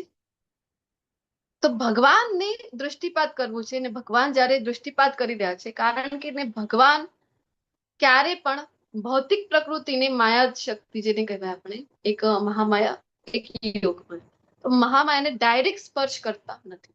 તો શું કરે છે ભગવાન? દૃષ્ટિપાત કરી રહ્યા છે. અહીંયા શિવજી ઉપર દૃષ્ટિપાત થાય છે તો શું થાય છે પછી? અને ઉપર થોડુંક જોઈએ ને આપણે પહેલા તો પ્રધાન તત્વ. પ્રધાન તત્વ કોને કીધું છે? કે પ્રધાન એ છે કે જયારે પ્રકૃતિના ગુણો, કયા ગુણો જેના ઉપર આપણો આજનો અધ્યાય છે એ કયા ગુણો? 3 ગુણ, સત્વ, રજસ ને તમસ. હા, તો આ 3 ગુણો અવ્યક્ત અવસ્થામાં છે જયારે, ત્યારે એને પ્રધાન કહેવાય, એટલે કે ઇનએક્ટિવ ફોર્મમાં છે. તો 33.33% 100 માંથી 3 ગુણ 33.33% માં છે અને ઇનએક્ટિવ ફોર્મ. હવે શું થયું? જયારે દૃષ્ટિપાત થયું ભગવાનનું તો શું થયું? ક્ષોભ જેવું થઈ જાય છે એની અંદર, પ્રધાનની અંદર. અને ક્ષોભ એટલે વાદળા જેવું અહીંયા આપણને દેખાઈ રહ્યું છે. હવે એક્ટિવ ફોર્મ બની રહ્યું છે. આ જે પ્રકૃતિના ગુણો હતા એ હવે એક્ટિવ ફોર્મમાં આવી રહ્યા છે, અને એને આપણે કહેતા હોય છે મહત્તત્વ, કે જયારે એ એક્ટિવ થઈ ગયા ત્યારે. હવે મહત્તત્વ એની અંદર મહાવિષ્ણુ જે છે એ જયારે શિવજી ઉપર દૃષ્ટિપાત કરે તો શિવજી પોતાની એક શક્તિ એની અંદર એડ કરે મહત્તત્વની અંદર, એ છે કાલ શક્તિ. કાલ સમયવાળી જે શક્તિ છે, કાલવાળી એ શક્તિ એડ કરે છે. અને પછી જયારે ફર્ધર એના આપણે 2 તત્વ મુખ્ય આવે છે અહીંયા. એક તો આવી રહ્યું છે પ્રધાન. પ્રધાનને આપણે જોયું જેમ કે અવ્યક્ત અવસ્થા ગુણોની, પછી આવી છે મહત્તત્વ, એક્ટિવ ફોર્મમાં બધા ગુણો આવી ગયા છે, વ્યક્ત અવસ્થા. અને ત્યાંથી બીજો જે ભાગ છે એ છે અજ્ઞાન. તો અજ્ઞાનથી બને છે સત્વગુણ અને રજોગુણ, આ 2 ગુણો બની રહ્યા છે. હવે મહત્તત્વથી જયારે શિવજીની કાલ શક્તિ એડ થઈ રહી છે અહીંયા મહત્તત્વમાં, ત્યારે આવે છે કયું તત્વ? અહંકાર. અહંકાર જે છે, તો આપણી એક આઈડેન્ટિટી, એક ઓળખ હોય છે, એને અહંકાર કહેવાય છે.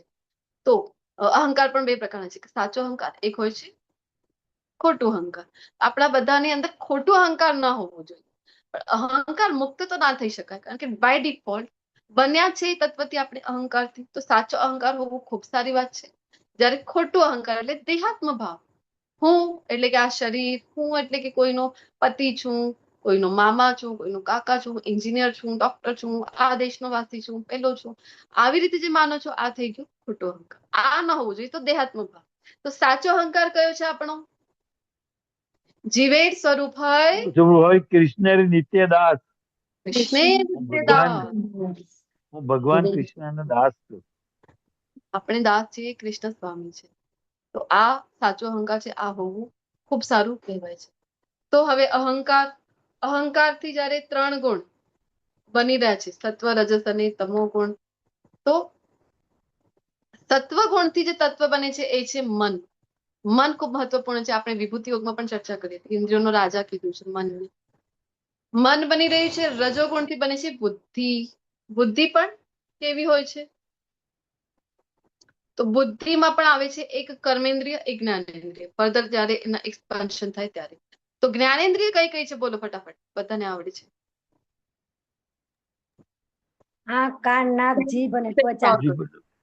હા, આંખ, કાન, નાક, નભે નથુનો, જીભ અને ત્વચા. જીભ અને ત્વચા. જી, આ થઈ ગઈ જ્ઞાનેન્દ્રિય. પછી કર્મેન્દ્રિય કઈ છે? જેના દ્વારા કર્મ કરીએ આપણે. હાથ, પગ. પગ. જનેન્દ્રિય, ગુદાનો ભાગ ને કર્ણ. મોઢ. શબ્દ. બે આંખ, બે કાન, બે કાન, એક જનેન્દ્રિય ને એક જી, એ પણ ગુદા અને પાંચ છે. જનેન્દ્રિય. ગુદા અને જનેન્દ્રિય. મોઢું, ગુદા અને ઉપસ્થ, આ કર્મેન્દ્રિય છે. રજોગુણથી ઉત્પન્ન થાય છે. તો તમોગુણથી શું ઉત્પન્ન થાય છે? તમોગુણથી પંચતત્વ. કયા કયા છે પંચતત્વ? પૃથ્વી, જળ, વાયુ, આકાશ. પૃથ્વી. હા, તો પંચતત્વ અગ્નિ, જલ, વાયુ, પૃથ્વી અને આકાશ. આ પંચતત્વ. એ પંચ તન્માત્રા પણ હોય છે. તો જે આપણી જ્ઞાનેન્દ્રિય છે એના દ્વારા જે આપણે કરીએ એને તન્માત્રા કહેવાય છે. એટલે આંખો છે, તો શું કરીએ આપણે આંખો દ્વારા? શબ્દ, સ્પર્શ, રૂપ, રંગ અને ગંધ. હા, શબ્દ, સ્પર્શ, રૂપ, રસ અને ગંધ, આ 5 ને કહેવાય છે તન્માત્રા. આ બધાની ઉત્પત્તિ થાય છે. તો બેસિકલી આવી રીતે. હવે શું કામ આ બધું જોઈ રહ્યા છે આપણે? કારણ કે જ્યારે એક બ્રહ્માંડની રચના છે, બ્રહ્માંડમાં વિષ્ણુ ફરીથી ગર્ભોદકશાહી વિષ્ણુના રૂપમાં પ્રવેશ કરી રહ્યા છે વિષ્ણુજી. તો ગર્ભોદકશાહી વિષ્ણુના નાભિ કમળથી ઉત્પન્ન થઈ રહ્યા છે બ્રહ્માજી. હવે બ્રહ્માજીને સૃષ્ટિની રચના કરવી છે તો કોઈક રો મટીરિયલ હોવું જોઈએ એમની પાસે. તો આ રો મટીરિયલ તો કઈ આપો. ફોર એક્ઝામ્પલ, તમે ગૃહિણીઓ ઘણા બધા મારી સાથે જોડાયેલા છો માતાજી. તમે રસોઈ ઘરમાં ગયા છો ને કોઈ તમને કીધું કે ચલો રોટલી બનાવો, તો તમે કહો રોટલી બનાવું પણ મને કંઈક આપો તો રો મટીરિયલ, તો રોટલી બનાવો. તો કોઈ તમને કહી દે કે ચલ આ લો, ઘઉં છે, મીઠો છે, આ બધી વસ્તુઓ છે, તો કરી પાણી છે, બનાવો રોટલી બનાવો. રોટલી બની જશે? બની જશે રોટલી? ના, નહીં બને. તો આ પ્રધાન છે ઇનએક્ટિવ ફોર્મમાં ગુણો. તો હવે ઇનએક્ટિવ ફોર્મમાં ગુણો છે તો કેવી રીતે બનાવશે? સૃષ્ટિને સર્જન કરવા માટે કંઈક રો મટીરિયલ તો હોવું જોઈએ. તો પછી અહીંયા આ બધી પ્રોસિજર જે થઈ રહી છે, શિવજી ઉપર દૃષ્ટિપાત કરી રહ્યા છે, પછી શિવ શક્તિનું મિલન થઈ રહ્યું છે, અને શિવ શક્તિના મિલનથી શક્તિનું એક નામ દુર્ગા પણ છે. એમને જ માયાદેવી પણ કહેવાય છે. દુર્ગા છે કારણ કે આ દુર્ગ એટલે ભૌતિક જગતમાં આપણે છીએ ને કિલ્લા જેવું છે, એનું સંરક્ષણનું કાર્ય કરી રહ્યા છે એટલે દુર્ગા. તો એમના લીધે હવે બધા જીવોની ઉત્પત્તિ આગળ જ્યારે વધે છે. તો એવી રીતે તો આપણે અલગ અલગ પુરાણમાં તમે જોયું છે કે શિવ પુરાણ જોઈએ તો ઘણી વખત થાય કે શિવજીથી તો બધું આવી રહ્યું છે, પણ અધૂરું જ્ઞાન છે. હવે અલ્ટિમેટ જે દૃષ્ટિપાતથી નથી લઈ રહ્યા, વચમાંથી લઈ રહ્યા છે કે શિવજી જયારે શક્તિથી મળે છે ને કેવી રીતે આગળ સૃષ્ટિની રચના થાય છે. પછી આપણે દેવી ભાગવત વાંચીએ તો દેવીથી તો બધું છે, શક્તિથી બધું આવી રહ્યું છે. તો ત્યાં પણ આ જ્ઞાન અધૂરા છે. એટલા માટે અલ્ટિમેટ છે એ છે શ્રીમદ ભાગવત. એટલા માટે વેદોનું પાકેલું શું કીધું છે ભાગવતમને? વેદોનું પાકેલું કીધું છે. અલ્ટિમેટ જ્ઞાન પ્રાપ્ત કરવું હોય ને તો ભાગવતમના શરણે જવું પડશે, નહીં તો આ અધૂરું મળી જશે જ્ઞાન. પણ ફરીથી કન્ફ્યુઝન થશે, અરે કોઈ પુરાણમાં કહી રહ્યા છે શિવજી મહાન છે, શિવજીથી આવે છે, કોઈમાં આવું કહે છે, તો આ બધા કન્ફ્યુઝન નહીં થાય. પછી જયારે બ્રહ્માજી આવ્યા છે તો કઈ આપો તો ખરા. તો પ્રધાન છે ઇનએક્ટિવ ફોર્મ, તો કેવી રીતે બનાવું? તો એટલા માટે જયારે આ બધું થયું, ઉથલ પુથલ થઈ રહી છે, મહત્તત્વ શોભ નિર્માણ થઈને દૃષ્ટિપાત કરીને બનાવી રહ્યા છે. તો મહત્તત્વ જયારે છે હવે, તો મહત્તત્વથી શું થાય છે? હવે એક્ટિવ ફોર્મમાં આવી ગયા છે. તો તમારે રોટલી બનાવવી હોય તો શું ઘેઉથી બની જશે? શું કરવું પડે? એને દળાવવું પડે, પાણી ને બધું જોઈશે ને, લોટ, પાણી, પેલા તેલ તો દળાવવું પડે ને. તો હવે દળાવીને આવ્યા છો, પછી પાણી ને બધું તેલ ને રેડી રાખ્યા છો, તો આ એક્ટિવ ફોર્મમાં આવી ગયું. શું? અવ્યક્ત પ્રકૃતિ પ્રધાન હવે મહત્તત્વ બની ગયું છે. એવી રીતે એને સમજી શકાય. તો ઇઝીલી આપણે અમારી રીતે પ્રભુજીએ સમજાવ્યું હતું, તો મને આ ઉદાહરણ સારું લાગ્યું. થોડુંક ઇઝી થઈ જાય ને તો આપણે કન્ફ્યુઝન થાય, પ્રધાન મહત્વ આવા મોટા મોટા ટર્મ્સ લાગે છે. તો આ હશે તો પછી રોટલી ઇઝીલી બની જશે. બ્રહ્માજી પાસે રો મટીરિયલ આવી ગયું છે ને હવે બ્રહ્માજી સર્જન કરી શકે છે. 84 લાખ યોનિઓ ગોઠવી દેવામાં આવે છે 14 લોકની અંતર્ગત. એવી રીતે અને સૃષ્ટિની રચના થાય છે. ડિટેલ આપણે ભણીશું. શ્રીમદ ભાગવતમમાં છે, તમારો પણ ગોલોક ચાર્ટ બાકી છે, ત્યાં ભણી શકીશું. તો આ શું કામ સમજ્યા? કારણ કે અહીંયા ભગવાન કહે છે કે જન્મનો સ્તોત્ર જ કહે છે ભગવાન કે હું છું અને બ્રહ્મનું જ ગર્ભાધાન, હું આ બ્રહ્મનું ગર્ભાધાન કરું છું. તો આ સમજીએ ગોલોક ચાર્ટ તો ખબર પડે કે એવી રીતે બધું ભગવાન કરી રહ્યા છે ગર્ભાધાન, જેનાથી સર્વ જીવોનો જન્મ શક્ય બને છે. તો બીજ છે, બીજના કારણે સંભવ બને છે. તો બીજ કોણ આપે છે? તો કૃષ્ણ આગળના શ્લોકમાં કહે છે સર્વ યોનિષુ કૌંતેય મૂર્તય સંભવંતિયા. બ્રેક લેવું છે 2-3 મિનિટનો કીર્તન બ્રેક કે કન્ટિન્યુ કરું? તમે સજેસ્ટ કરો. માતાજી કન્ટિન્યુ કરી ના દાદી કન્ટિન્યુ રાખો માતાજી. કન્ટિન્યુ કરી દો. ધન્યવાદ. લેટ પણ થઈ ગયું હતું ને સ્ટાર્ટ કરવામાં. તો કૃષ્ણ કહે છે કે બધી જ યોનિઓ, કેટલી યોનિઓ છે? 84 લાખ. 84 લાખ. યોનિઓ. એવું નહીં કે માત્ર માનવ એટલે આપણે જ નહીં, 84 લાખ યોનિઓનું કૃષ્ણ કહે છે તાસામ બ્રહ્મ મહદ્યોનિર અહમ બીજ પ્રદપિતા. તો બધી યોનિઓનો બીજ પ્રદાન કરનાર પિતા જ હું છું. તો બીજથી જ બધું સંભવ બને છે. આપણે ખેતરનું ઉદાહરણ લઈએ તો બીજ નાખવું તો જ તો આવે છે ને, જે ક્રોપ ને શું કહેવાય છે ગુજરાતીમાં? માતાજી અનાજ, પાક પાક, ધન્યવાદ. પાક, પાક અનાજ, તો જ આવે ધાન જ્યારે ધાન બીજ ધાન નાખવામાં આવે. જી ધન્યવાદ. તો જ પાક આવે છે ને, ફસલ એ મને ખ્યાલ છે.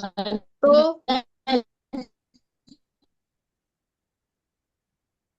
બધી જ યોનિઓના બીજ પ્રદાન કરનાર કૃષ્ણ છે, ત્યારે જ સંભવ થાય છે. કૃષ્ણથી જ શક્તિ મળી છે. ઘણા લોકોને થાય નહીં અલગ અલગ યોનિઓમાં, તો અલગ અલગ લોકો પાસે છે. આપણે માનવ છીએ તો પુરુષ પાસે છે. પુરુષનો બીજ છે એ ગર્ભાધાન જ્યારે કરે છે સ્ત્રી ધારણ કરી શકે છે બીજને, પણ બીજ આપનાર પુરુષ હોય છે. તો પુરુષમાં શક્તિ ક્યાંથી આવી? કૃષ્ણથી. તો અલ્ટિમેટ સોર્સ જે છે એ કૃષ્ણ છે. એટલા માટે આપણે અત્યારે જોઈ રહ્યા છીએ કે આખા વિશ્વભરમાં જે સ્થિતિ છે એ સારી નથી ચાલી રહી. અત્યારે એવું થાય છે કે વિશ્વ યુદ્ધ તો નહીં થઈ જાય, વિશ્વ યુદ્ધ જેવી પરિસ્થિતિ થઈ રહી છે. બધા જ દેશો છે આપસમાં લડી રહ્યા છે. ઈરાક, ઇઝરાયલ, ઈરાન, ખબર નહીં, અમેરિકા, કેટલા બધા લોકો અહીંયા. એની પહેલા તો રશિયા યુક્રેનનું તો ચાલુ જ છે કેટલા વર્ષોથી. તો પરિસ્થિતિ આપણે કહીએ અત્યારે તો આપણા સાથે બધા દેશોની મૈત્રી છે એટલું સારું છે. પણ ગઈકાલના દિવસે જ આઈ થિંક ગયા વર્ષે પહેલગામ વાળું હમલો જે છે, પહેલગામ વાળું થયું હતું કે પુલવામા વાળું થયું હતું ગઈકાલે, મતલબ 1 વર્ષ થઈ ગયો. પહેલગામ માતાજી. પહેલગામ વાળું ને, હા પહેલગામ. પછી આ બધું થયું તો વિચાર કરો, પાકિસ્તાન તો કર્યા જ કરે છે. ચાઇના છે અહીંયાથી પાકિસ્તાન છે. તો આપણે પણ કહેતા હોય છે કે હિન્દી ચીની ભાઈ ભાઈ, અરે ભાઈચારાનો નારો લગાવી છે, પણ ક્યારેય સંભવ નથી થઈ રહ્યો, વિશ્વમાં પણ નથી થઈ રહ્યો. કારણ કે જ્યાં સુધી આ કોમન ફાધરહુડ નહીં સમજે, અહમ બીજ પ્રદપિતા, અરે કૃષ્ણ છે એ જ તો બધાના પિતા છે, ત્યાં સુધી આ કોન્સેપ્ટ પ્રેક્ટિકલી ઇમ્પ્લિમેન્ટ નહીં થાય. ત્યાં સુધી આપણે કહેતા જ રહીશું પણ પ્રેક્ટિકલી નહીં થાય. તો એટલા માટે જ આપણે તો આપણી સંસ્કૃતિ, સનાતન સંસ્કૃતિમાં કહેવાય છે કે આખો વિશ્વ છે એને જ કુટુંબ, વસુદેવ શું કહેવાય છે? કુટુંબકમ. આ છે આપણે આખા વિશ્વને કુટુંબ માનીએ છીએ અને વાસ્તવમાં છે કૃષ્ણનો જ કુટુંબ છે આખો જે વિશ્વ છે. પણ આ જ્ઞાન નહીં હોય ને ત્યાં સુધી આ બધી અહંકારની છે. અહંકારનો અત્યારે ભણ્યા આપણે ચર્ચા, ખોટા અહંકારની આ બધી યુદ્ધ છે, લડાઈ છે કે પોતાને સાબિત કરવું છે શ્રેષ્ઠ બીજા કરતા. તો આ અહંકારની યુદ્ધ અહંકારના રીતે ચાલી રહ્યું છે. તો આ ક્યારે પણ સમાપ્ત નહીં થાય જ્યાં સુધી આ જ્ઞાન નહીં. એટલા માટે ખૂબ ઇમ્પોર્ટન્ટ છે. અને એટલા માટે ચોથા અધ્યાયમાં કીધું હતું ને, રાજર્ષિઓ, આ જે જ્ઞાન છે એ રાજર્ષિઓ માટે જે લીડર્સ છે એમના માટે તો ખૂબ જ ઇમ્પોર્ટન્ટ છે. કારણ કે યથા રાજા શું કહેવાય છે?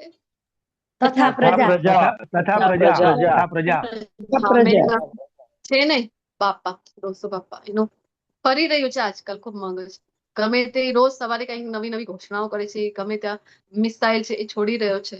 તો આવા જે લીડર છે એમના માટે તો ખૂબ જ જરૂરી છે કે ભગવદ્ ગીતાનું જ્ઞાન લેશો તો તમે સમજશો કે અહમ બીજ પ્રદા પિતા કૃષ્ણ છે, વસુદેવ કુટુંબકમ છે.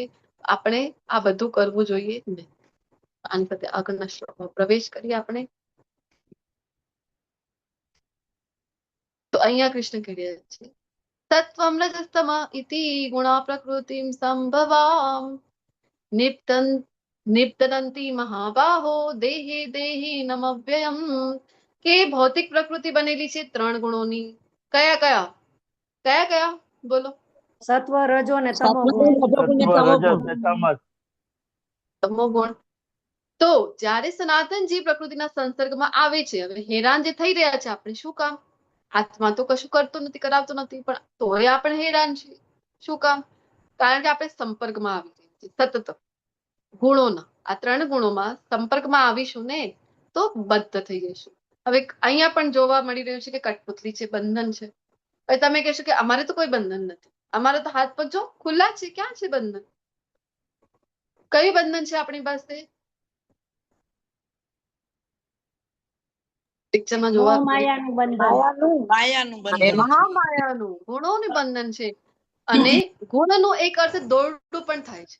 દોરડું, તો એ દોરડા દ્વારા આપણે ગુણો જેવી રીતે નચાવશે એના દ્વારા આપણે બધા બંધાયેલા છીએ. અહીંયા જેમ ગુણો નચાવી રહ્યા છે, કઠપુતલીની જેમ આપણે નાચી રહ્યા છે. શું કામ? હવે કારણ તો મુખ્ય કારણ જોવા જઈએ તો એક જ છે. 6થા અધ્યાયમાં પણ ભગવાને કીધું હતું કે એક નહીં, એ મિત્ર પણ છે ને શત્રુ પણ છે. કોને કીધું હતું? મનને. મન મન મન. કારણ કે મનને જે જોઈએ છે, શું જોઈએ છે મનને સતત? મનને જોઈએ છે સ્વતંત્રતા. બીજું ચંચલ છે, તે વશમાં કરવું મુશ્કેલ છે. એને શું કરવું જોઈએ? મનને શું કરવું ગમે છે? ભોગવવું. શું કહ્યું માતાજી? મનને શું ગમે છે? ઇન્દ્રિય તૃપ્તિ, સેલ્ફ ગ્રેટિફિકેશન, ભોગવવા ગમે છે. એને તો ત્યાં જ એન્ટરટેનમેન્ટ કહે છે ને, તો એ જ એને કરવું છે. એટલા માટે આ બધું જડ જે છે ને એ મન છે. એટલા માટે કૃષ્ણે પણ કીધું છે ને કે મન જે છે એ મિત્ર પણ છે ને શત્રુ પણ છે. તો હવે એને વશમાં કરવું, જેમ અર્જુનજી કીધું હતું કે વાયુ કરી શકાય પણ મન નહીં. તો આપણે બધા પણ ખૂબ સુંદર રચના યાદ આવી છે મને. मन से बड़ा बहिरूपी ना कोई, पल पल रचता स्वांग निराले, माया ममता में उलझा रहे जो, पड़ जाए जो मन के पाले, मन के बहकावे में ना क्यों મન રાહ ભૂલાએ ભ્રમ में डाले. એટલા માટે જ કીધું છે કે તું इस मन का दास ना बन, इस मन को ही अपना दास बना ले. મનના કૃષ્ણે કીધું ને મિત્ર પણ અને શત્રુ પણ. તો ક્યારે મિત્ર છે?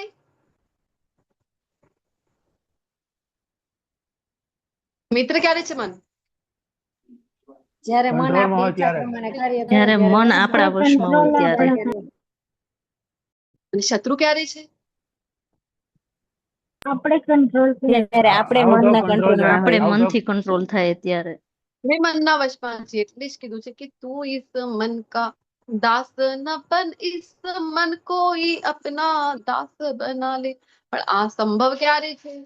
કોની શક્તિ છે મન જે છે એ?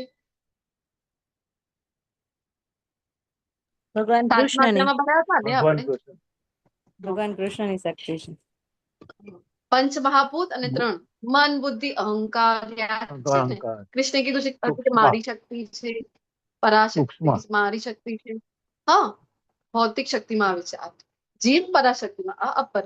તો મન જે છે એ શક્તિ છે કૃષ્ણની. તો જ્યારે એને કૃષ્ણના શરણમાં લગાવી દઈશું ને ત્યારે જ આપણે આ મનને વશમાં કરી શકીશું. અધરવાઇઝ કોઈ એના માટે છે જ નહીં. માયા એટલું ભણી રહ્યા છે માયાને પણ આપણે આધીન છીએ. તો માયાને જે પતિ છે, માયાપતિ, એને જયારે શરણાગત થઈ જઈશું, એટલા માટે 7મા અધ્યાયમાં ભણ્યા છે આપણે. જેને કંઠસ્થ છે મારી સાથે બોલી શકો. ચલો 7.14. દેવી એષા ગુણમયી મમ માયા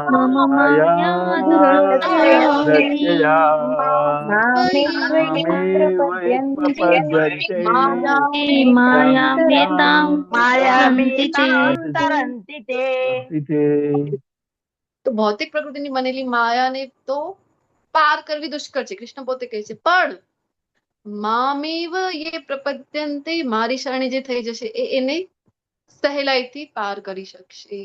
તો આપણે પણ કૃષ્ણ છે માયાના સ્વામી છે, એમની શરણે જઈશું તો એ ઓર્ડર આપશે માયાદેવી. ધારો કે ઉદાહરણ થોડુંક સમજવા માટે લો, અધરવાઇઝ નહીં લેતા એને, પણ ઈઝી પડે. એટલે કે કોઈના ઘરે ગયા છો, કોઈએ પેટ રાખ્યું છે, ધારો કે ડોગ જ રાખ્યું છે, અને એ તમારા પર ભસે છે, તો તમે શું કરો છો? એને સમજાવો છો. ધારો કે એનું નામ ટોમી, એ ટોમી ચૂપ થઈ જાજો, ભોંકવાનું નહીં. કોઈ ઘરે આવે તો, અરે અમે મિત્ર છીએ, તમારા માલિકને પૂછો, એવું કહીએ આપણે, અથવા તો માલિકને બોલાવીને લઈ આવીએ. માલિકને બોલાવીને લઈ આવે. તમારા કૂતરાને જોવો ને, અમને ભોંકી રહ્યું છે, અને એ આવીને કહે છે કે ટોમી નહીં નહીં નહીં નહીં, ડોન્ટ બાર્ક, તો ચૂપ થઈ જશે ટોમી. સેમ વે, કારણ કે સ્વામી છે, માલિક છે. તો સેમ વે માયાના અધિપતિ છે કૃષ્ણ. તો માયાના અધિપતિ છે, સ્વામી છે એ કૃષ્ણ. જ્યારે, કારણ કે તમને બધાને અનુભવ, હવે લેવલ 2માં છો, ઘણા બધા તો રિપીટર્સ છે, આવી ગયા છો, તો તમને બધાને અનુભવ છે. ભક્તિમાં જયારે આવી ત્યારે માયાદેવી તો આપણી સમક્ષ શસ્ત્ર લઈને ઊભી થઈ જાય છે. કારણ કે બીજા બધા તો ખોળામાં જ બેઠા છે, રચ્યા પચ્યા છે, પણ આપણે અલગ પ્રયત્ન કર્યા તો માયાદેવીના કસ્ટમર ઓછા થઈ રહ્યા છે અહીંયા. તો એટલા માટે એ શસ્ત્ર લઈને ઊભી થઈ જાય. ખૂબ શરૂમાં સ્ટ્રગલ આવ્યું છે, આમ પણ આવતી જ હોય છે, ભક્તિમાં પણ એટલું સરળ નથી. શું કામ આવી રહ્યું છે? કારણ કે આપણે એ જે હતું આપણું માયાને આપેલું છે ને કંટ્રોલ, આપણે જોયું ને માયાદેવી કંટ્રોલ, એના આધીન છે આખું ભૌતિક જગત. તો એટલા માટે કંટ્રોલ કરવા ઈચ્છે છે આપણા ઉપર. પણ આપણે જો એના સ્વામી જે છે કૃષ્ણ, તો એ માધવ, એમના શરણે જઈશું તો માધવ જે છે એ માયાને ઓર્ડર આપે, આદેશ આપે કે નહીં, હેરાન નહીં કરતી, આ તો મારો ભક્ત છે. તો માયાદેવી આપણને હેરાન નહીં કરે. તો પ્રભુપાદજી કહે છે કે બધા અહીંયા ભક્ત તો છે જ જગતમાં, ભૌતિક જગતમાં બધા ભક્ત છે. આપણે લાગે અરે વાહ, તો ભક્તોની જ દુનિયા થઈ ગઈ, તો પ્રોબ્લેમ શું છે? અરે ભક્ત તો છે, પણ કોના છે એ ઇમ્પોર્ટન્ટ છે ને.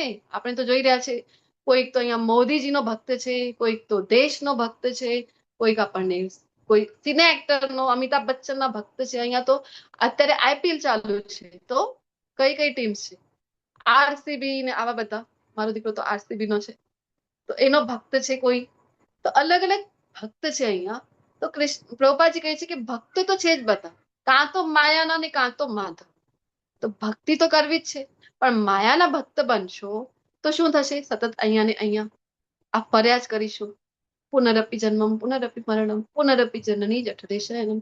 પણ જો માધવના ભક્ત બની જઈશું, માધવના દાસ બની જઈશું, તો કૃષ્ણે કીધું છે, આના પહેલાના શ્લોકમાં ભણી ગયા કે ભગવત ધામની પ્રાપ્તિ થાય છે, કૃષ્ણની સાથે એમની લીલામાં સહભાગી થવાનો પણ અવસર પ્રાપ્ત થાય છે. હવે કહે છે તત્વગુણ. તત્વગુણ કેવું છે? તો કૃષ્ણ કહે છે કે હે નિષ્પાપ અનઘ. અર્જુનજીને ફરીથી એક સર્ટિફિકેટ મળી રહ્યું છે અહીંયા. અનઘ એટલે કે નિષ્પાપ. તો સત્વગુણ જે છે એ અન્ય ગુણો કરતા સારું છે. પણ વિચાર કરો, સાકર તો સાકર હોય છે. તો એક પ્રશ્ન છે તમારા માટે, બોલો કઈ સાકર સારી છે? સોનાની, લોઢાની કે રૂપાની? ફટાફટ બોલો, કઈ સાકર? 3 માં બધી બંધન કરતા છે, બધી. હરી બોલ, સારું લાગ્યું જોઈને? કોઈ સાકર સારી નહીં. એક પ્રભુજી ક્લાસ લઈ રહ્યા હતા, એ પૂછી રહ્યા હતા કે બોલો 3 માંથી કઈ સાકર સારી કહેવાય? સોનાની, રૂપાની, લોઢાની? તો તરત જ એક બોલ્યા, સાંભળ્યા હતા, પ્રભુજી સોનાની સાકર સારી કહેવાય. તો એમના જે ત્યારે નહીં, બધું જ દુઃખ આપનારી છે, બધી સાકળો દુઃખ આપનારી છે. અરે સાકર શું કરે છે? બંધન આપે છે. સાકર તો સાકર છે, સોનાની હોય, રૂપાની હોય કે લોઢાની, સાકર તો બાંધે જ છે. સાકર તો સાકર જ છે ને. તો 3 ગુણથી ઉપર ઉઠવા માટે એટલે જ કહે છે કે ભલે ને સારું કહેવાય, 3 માં સારું કહેવાય, નો ડાઉટ. સોનું સારું છે અત્યારે, તો જે ભાવ ચાલી રહ્યા છે સોનાના. સારું કહેવાય, પણ અંતમાં તો બંધન જ કરવાની છે. તો શું ફાયદો? સોનાના પિંજરામાં છો, તે પક્ષીને ખબર છે ને કે સ્વતંત્રતાની શું કિંમત છે. તો 3 ગુણમાંથી ખૂબ સારું છે સત્વગુણ, નો ડાઉટ, પણ તો ભૌતિક જગતમાં જ રહીશું. તો પાર જ્યારે થઈશું, ગુણથી પર થઈશું, ત્યારે જ આપણે ભગવત પ્રાપ્તિ, ભગવાનની પ્રાપ્તિ થશે. પણ હા, તમારે જો ફ્લાઇટ પકડવી હોય તો તમારે આવવું પડે છે. ક્યાં આવવું પડે છે? એરપોર્ટ પર એરોડ્રામ. એરપોર્ટ ઉપર જાઓ છો ને, એરપોર્ટ ઉપર જઈએ છીએ ત્યાંથી તમે ફ્લાઇટ પકડી શકો છો. ટ્રેન પકડવી છે તો પ્લેટફોર્મ ઉપર આવવું પડે છે ને. એવું નહીં કે તમે રસ્તા ઉપરથી જઈ રહ્યા છો ને મને તો ટ્રેન પકડવી છે, મને અહીંયા જ મળી જવી જોઈએ. આવી જાય છે રસ્તા ઉપર ટ્રેન અથવા તો ફ્લાઇટ?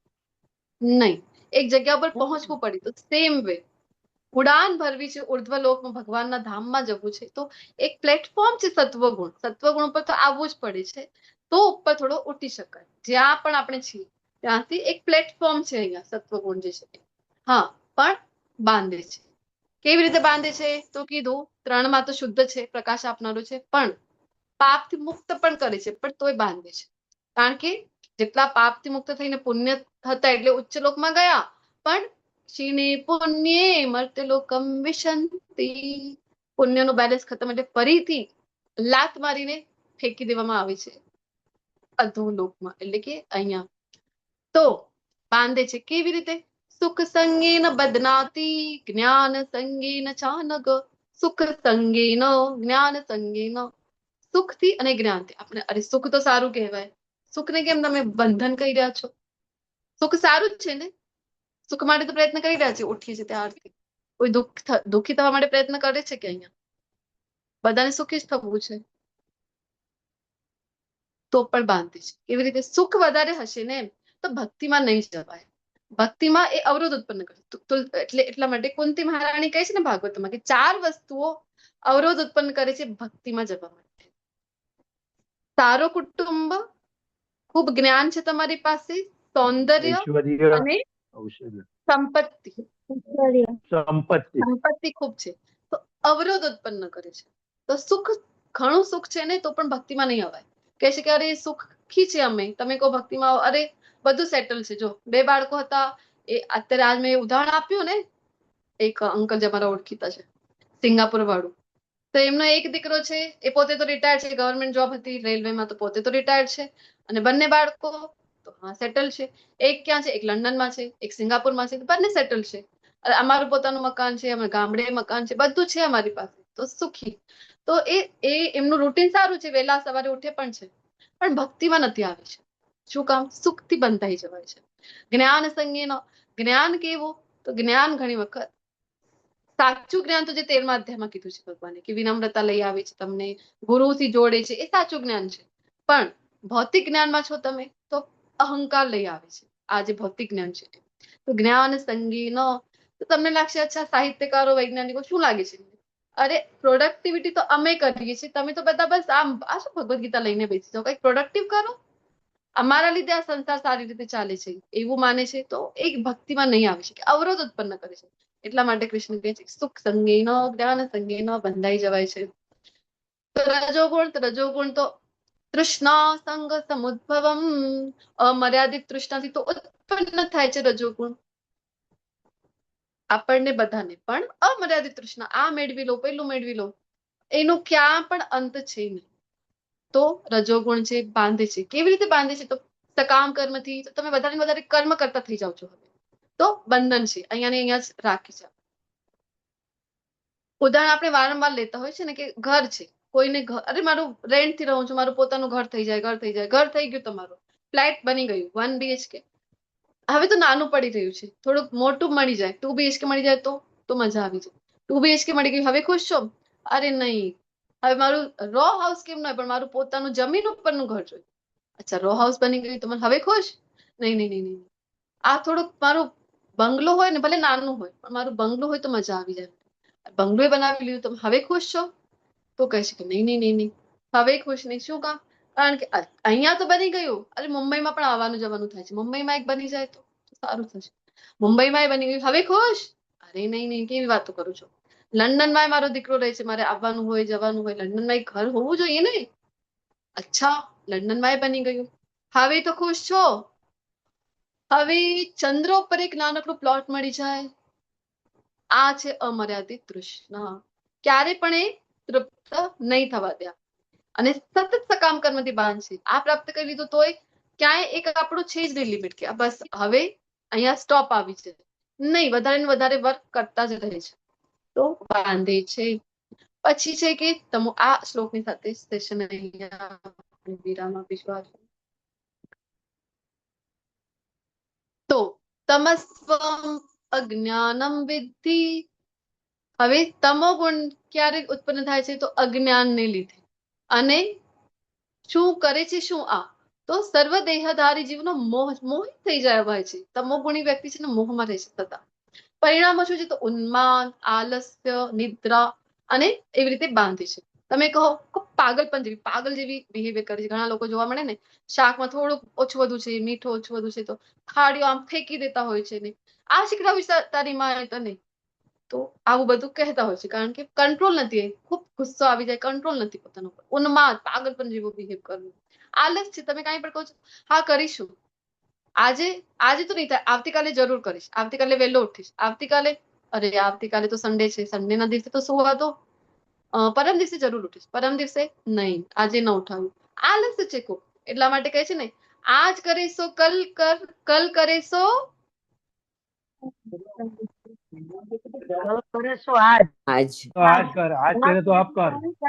પરસો. ઇતની ભી ક્યાં જલ્દી હે, જબ જીના હે બરસો, એવું કહેતા હોય છે ને લોકો, તમે જોયા હશે. કબીરદાસજી કહે છે, કલ કરીશો આજ કર, આજ કરીશો અબ, और पल में प्रलय हो जाएगा, भोर करेगा कब. અરે ક્યારે કોનું અંતિમ દિવસ છે એ કહી શકાય? ક્યારે શું થશે? એટલા માટે અત્યારે આજ પણ નહીં, અત્યારે જ શરૂ કરી દેવું જોઈએ. તો એ તો નથી કરતા, આલસના કારણે. નિદ્રા છે, સતત 10 કલાક 12 કલાક સુઈને ઉઠે તો એમની નિદ્રા ક્યારે પૂરી નહીં થાય, ક્યારેય ફ્રેશ નહીં દેખાય.